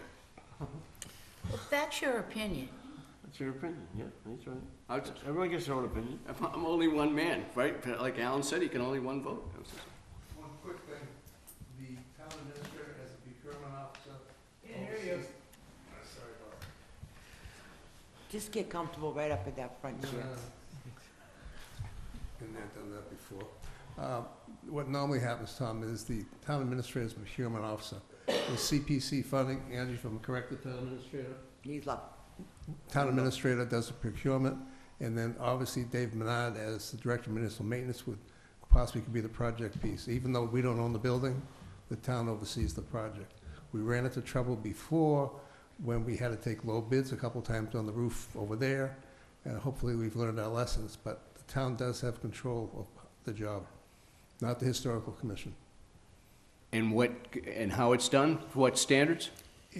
If it's gonna be a historical preservation restriction on the building, you're gonna have to meet historical preservation, mass historical, right? There's no choice. If you're gonna use CPA funding, you have to follow their rules. And that's mass historical. There's no room. Obviously, it costs more. That's the issue we had with the old town hall. It had to be done back to the standards. You can't change those rules. You've got a roof, you're being done on the slate roof on the high Tom, school, on the we're not- municipal. We're not disagreeing. I'm just saying is that if you're gonna use CPA funding, you have to follow the CPA rules and regulations for the state of Massachusetts. You don't, your choice, either it's a yes or a no vote. Yep. It's either yes historically or no. There's no, we don't have the ability to do that. If you ask me, if you look over at Center Park, we have the house at 1 Park Street, and there was a big row about that because they used aluminum siding in a historic district, which really wasn't legal to do, but it was all done. Everybody gonna make the guy tear it all down? The answer was no, they didn't. But if that was done with CPA funding, it would never have been done that way. But it means that's his private residence, he chose to put aluminum signs. No, he actually broke the law. We won't get into that. All right, whatever. All right, it's All right, I have a motion on the floor for favorable action on CPA Article number 26, American Legion Hall. All those in favor say aye. Aye. Aye. Opposed? Opposed. 3. 3 opposed? You guys aren't going to, Abstained? you guys aren't going to Otis. All right. You put an X on people. Yes, 5 and 3. 5-3, right? Thank you. All right. Here's the damn one. You really No, want- yeah. Article 26, Parker Mills Dam Restoration. We are talking about a $165,000 grant partnered with an $835,000 low-interest borrowing to be paid back by the CPC starting in 2016. I will entertain a motion. I'll make a motion for favorable action with discussion. I need a Second with discussion. Yeah. All right, let's discuss. Say, I'm voting against it. I mean, I get the same thing. I understand you gotta fix the road, I understand it's gonna do damage, but the reason for the dam is the water to benefit a private enterprise. I get issues with that stuff. Pay your own damn bills. Jeff, you had mentioned you got to $9 million on something. You were talking about that it could start at 1 million and No, they did, the report that they got actually was a very good first pass, and I'm sorry, you're discussing the Tremont Nail Rehab, are you considering, or the dam itself? Oh, the dam itself. Yes, he's discussing the Tremont Nail report. Okay, so The building report, not the dam itself. the can I just say something then? The building report has in it the need for the discussion of the dam and recognizes the dam as a key part of it. Well, yeah, well, part of the dam is the Tremont Nail, not all of the dam. Just so you know, it wasn't part of the expense, though. The expense report was 5 to 9 million, depending which one of the three levels you got.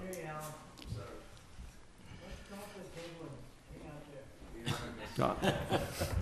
No, we want a roving mic and a TV camera.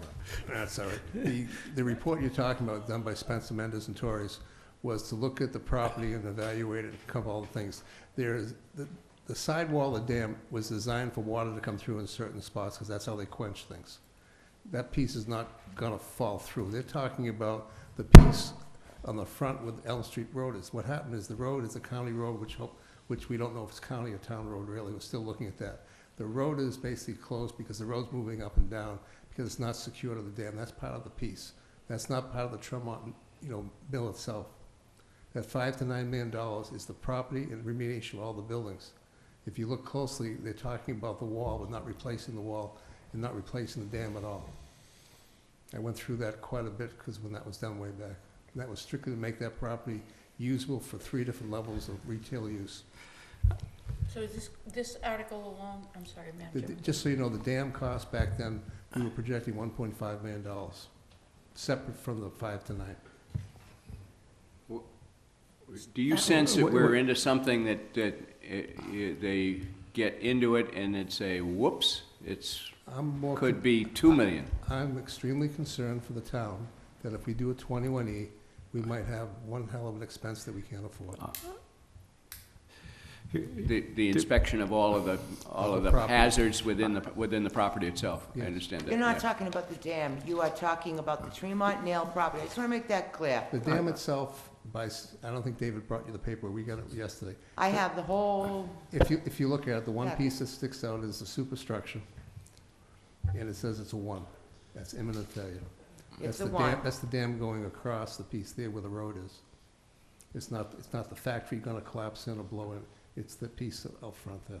Superstructure. Then why is item the 50. CPC involved? I'm really struggling with that one then. To borrow the money. They got the money. What it is that, let me try and go back a little bit, I'll try and make it easy. It's not that easy to do, because I have the same kind of questions.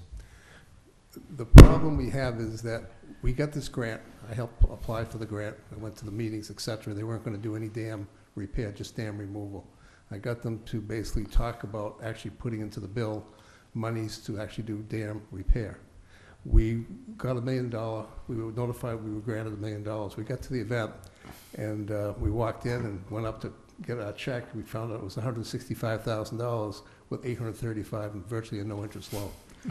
That was basically knocked the wind right out of us because we don't have $835,000 to pay back. So the problem we have right now is the state's put pressure on us that if we don't get something done at this fall town meeting, that particular grant and loan go away. The end of the day is, the state has basically told us to close the road, we're gonna have to do something anyways. So the board basically has gone ahead and voted to go ahead with it, even though we have questions about ownership, even though we have other questions, but to get this at least locked in place, just in case these other things don't work out for us. Because at the end of the day, if we don't do something for this particular town meeting, then basically the particular state division will pull the project, pull the loan, and pull the grant. I understand all that. It all makes all great sense, but the dam was put there by someone. That's- You gotta pull your piece down. Excuse me? You gotta get I close. said the dam was put there by man to stop the flow of water unnaturally, let it go back to nature, get rid of the dam. And I heard that it goes on 80 Makepeace's land or whatever. Oh, the water went there anyways. What you have a situation where you have a road closed. Well, but that road can be going around. That can? road can close. Well, then you have to make that decision. You can get basically. in both ends. The dam's in the middle. You have what you have there right now. You don't have any project in place to remove a dam. There's no funding right now available. The NOAA funding and the state funding, a lot of it's not available. It's a long, long-term project, and you have a choice. Do you want to fix the dam and fix the road or not? Does $1 million fix a dam? Yeah. A million more, it's more than that, I thought. Actually, it's 1.2. 1.2 or something like that. The municipal maintenance has $200,000 put aside for Right. it.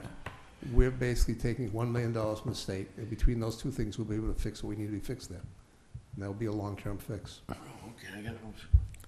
Madam Chair, I have another question. You said municipal maintenance has $200,000. Is that $200,000 is just for that dam, or is that in a reserve that can go back to the general fund or anything? It's probably Chapter 90 money. It's Chapter actually. 90 money, I would It say. can only be used for the dam. No, it can only be used for road surface. Only used- Okay, so we can use it to repair other roads. Right or wrong? Because you have $1 million to repair something that only affects one little business there and a little apartment house, which they can go in the dead end. The other one is that store, which people are going to now, so you stop a dead end. Are you worried about sending water down 80 Makepeace's land there? They don't care about the damn dam. Again, I'm just sorry, telling it's you. just my vote. I get worked up. You have I'm sorry. riparian rights for water. I know, It's all right. not that easy to do. You have a choice. Do you want to fix an issue, or do you want to just let it sit for years? Yeah, I understand. You know, But will it stay for years? There's absolutely no guarantee, according to this report. Imminent failure, it says. Yeah, there's no. What That's- happens if it fails? I don't know what happens when it fails. What's Water's gonna go below out, the water's gonna go into the bank. Who's living down at the bottom of the dam? There's nobody. It goes right, it connects right there it connects right there to the river, goes right into the water behind the fire department. So there's nobody in absolute no danger whatsoever of getting flooded out in their front yard because that dam lets loose. there's probably a Do surge. you know that? Absolutely, I positively don't know it sure. absolutely for sure, no.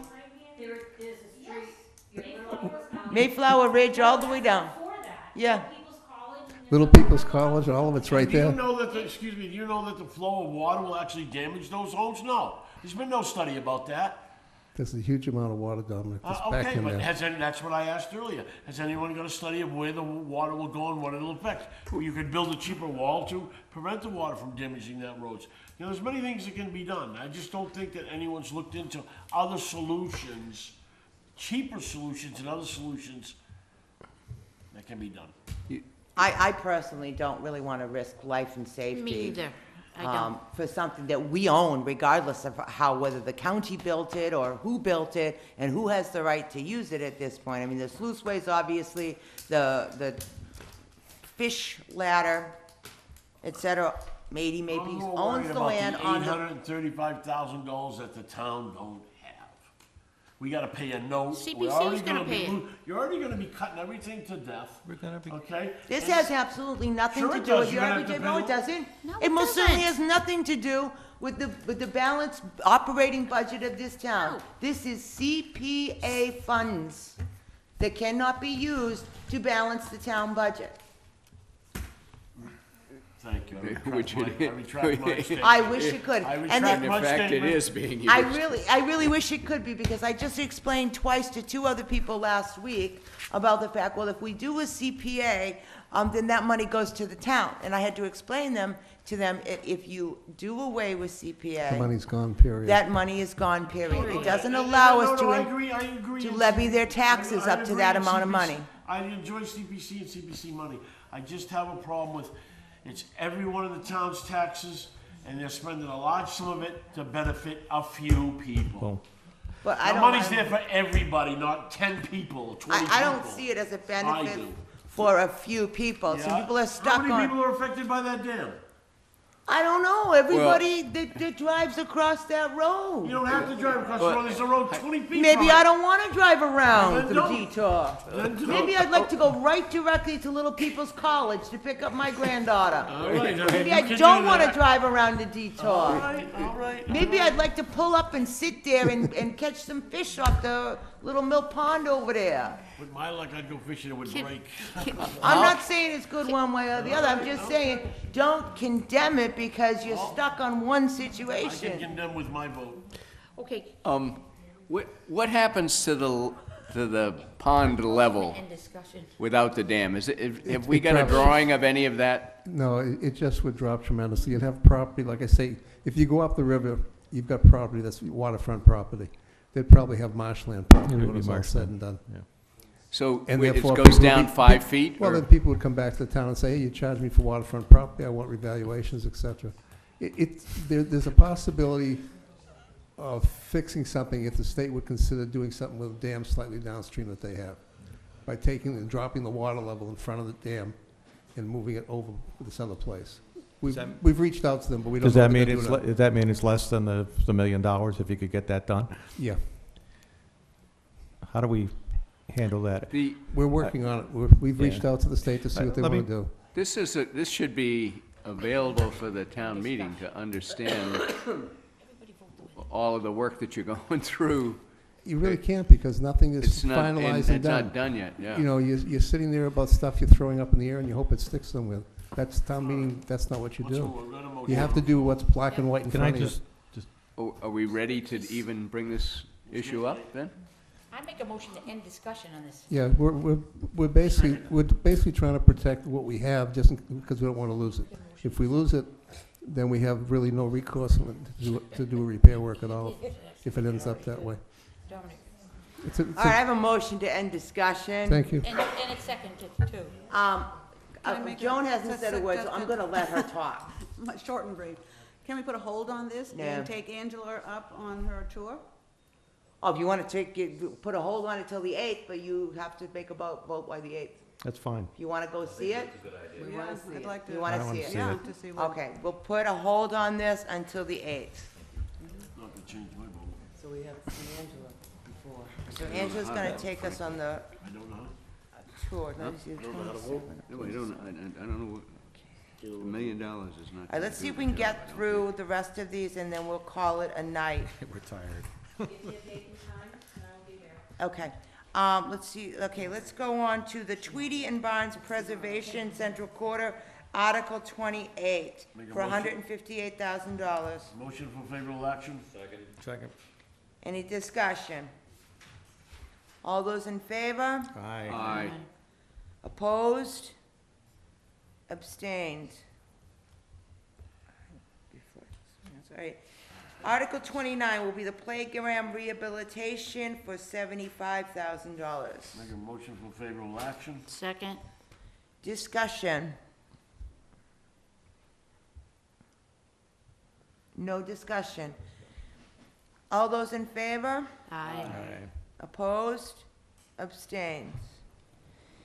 All right, Article 30 was the CPC Tremont Nail Company and Bryant Farm debt payment in the amount of, and I lost my number, here it is, $627,755.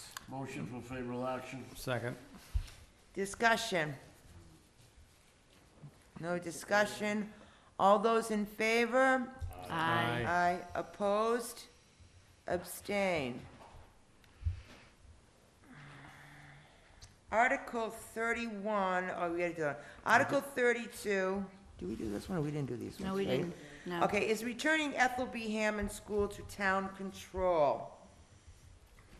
Motion for favorable action? Oh, no, hold on, excuse me. What does that mean? I'm gonna retract that. We get to sell it, or what? No, I'm gonna retract that. Can we move those, the next two to the 8th, and see what the Board of Selectmen, vote, please?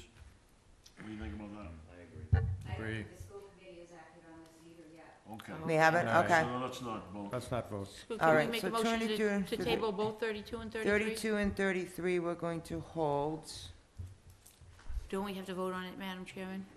Or do No, we No, don't. we don't, okay, just hold them, okay, good. 34 we voted on, 35 and 6, are we gonna see somebody or something, no?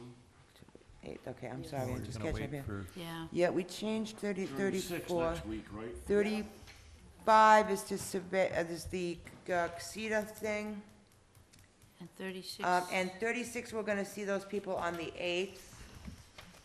Do you wanna take a vote on the 35? I have not actually heard from the petitioners at all. I don't think we will, They never heard anything back. We just take no action and say, no, they didn't answer the phone? Yeah, Well, we can leave that to the last minute on the 8th if you want, all right. and see if We'll- he we'll actually get- yeah, responds tell to you what, me. yeah. We'll give them to the 8th, Okay, that otherwise- only leaves us a few on the 8th. Let's do this as quickly as we can. I want to assign some recommendations now that we have our votes. I am going to do the 4, reliant on free cash myself, which is going to be Article 2, 17, 20, and 31. I will do those. Okay. 2, 17, what? 2, 3, right? 2, 3. 2, 3, 17, and 31? 10, 20. 2, 17, 20, and 31. All right, so I'm going to take those. You gonna do 20 again? Okay. I'm going to write the recommendations. We're now going to assign recommendations, to write the recommendations to get them to Kelly. Let's see, what were the other two that we didn't do, which was the union card that are being passed over. Which is number 3, and what was the other one we're passing over?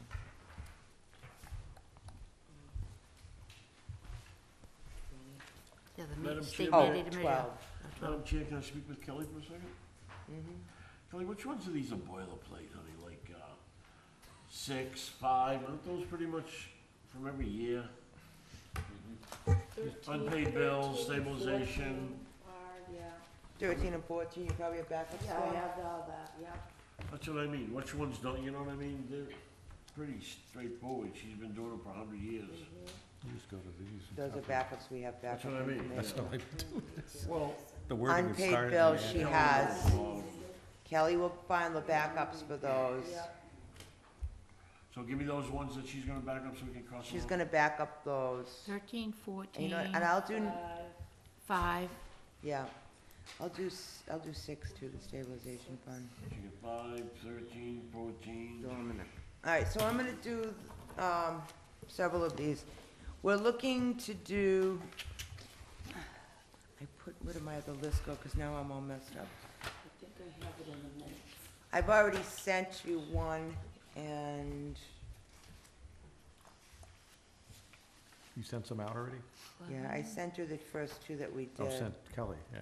Yeah, let me see, what did I do? So far. Pass that down to Kelly. So I've got 11 and 15, so I don't have to do anything on That's the, to Kelly? You have 11 and 15? Kelly. yeah, I have Yeah, 11 Donna and has 15. 11, Okay. when we finish that. And I have 15. Yep, and I had that on 15. Jeff, I had you on number 6, right? I sent 6, I sent 20, and I sent 34. Yep. At 34, I don't know, Kelly, we just want to table them and pull them out and read them if we approve. Yeah, no, I'll look at it, Jeff, I haven't looked at 34. Yeah, I mean, which is some way of, And what I'll do too is, hopefully there's time. We've changed our vote on that, so I'll have to look Yeah, at no, that. I'll do that, but I'll I'll look at send that. the most finished product I can to everybody to look at Okay. when I get to that point, and then if there's any changes, I already did. hold on. I know, it had the water pollution control thing, that's what it was. All right, I'm really tired, that's my problem. Oh, right, and yeah, no, that was what I wanted.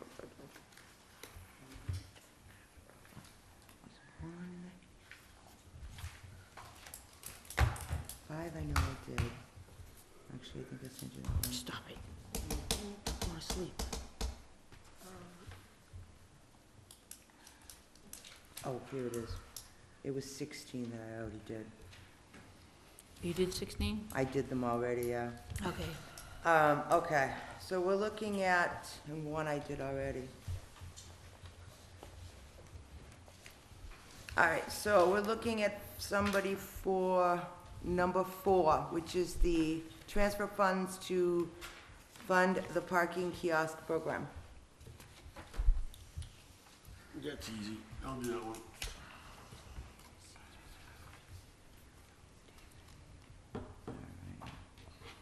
right, so Dominic's gonna do that.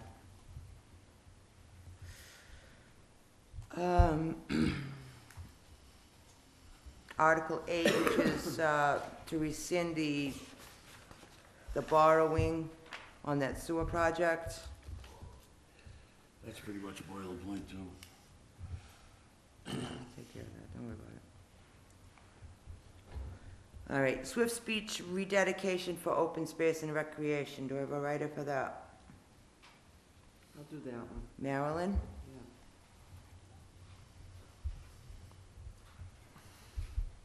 Amend Wareham Wetlands Protection Bylaw. That's the,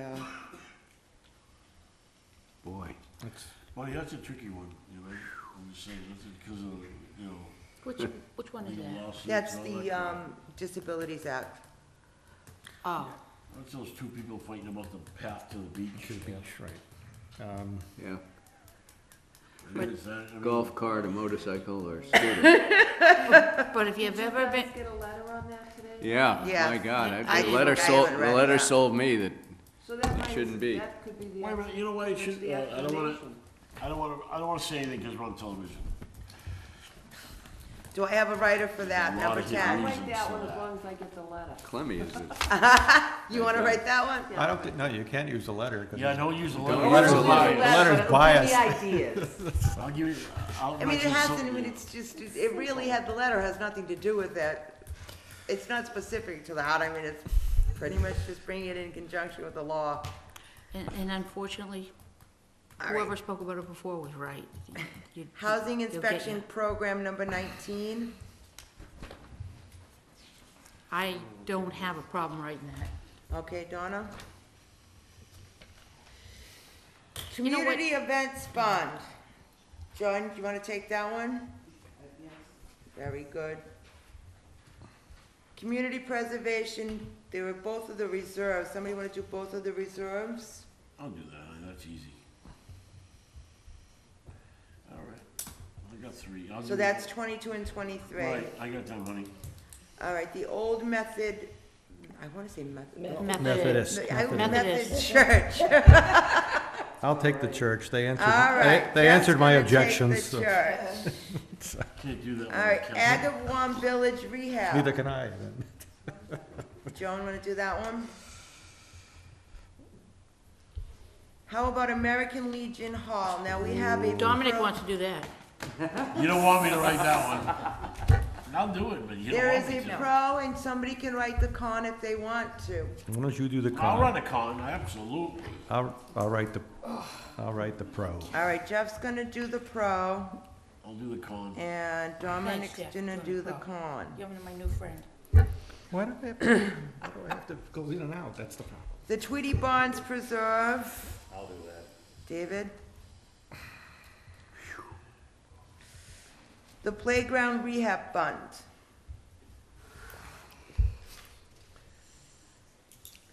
Do we convert you, Tom? I'll do that. Tom? Easy one. I'm going to pick the wires. All right, Tremont Nail and the debt payoff. Actually, I'll take care of that myself. It's a good one, saves money. All right, yeah. Okay, so the other two we're waiting on the petitioners, so we're gonna be good from there down. So we can get as much of those in as possible this week. Then Kelly can kind of do a update, and then we'll just have those few to deal with. A couple of things, and then we can just I can get out of here. So, all right. Next Wednesday is gonna be our last day to vote, we know this. Everything needs to be in by Friday. We are gonna hold our public hearing Thursday, October the 16th. Did we decide on that? Yes. Yes, We did? yeah. Yeah.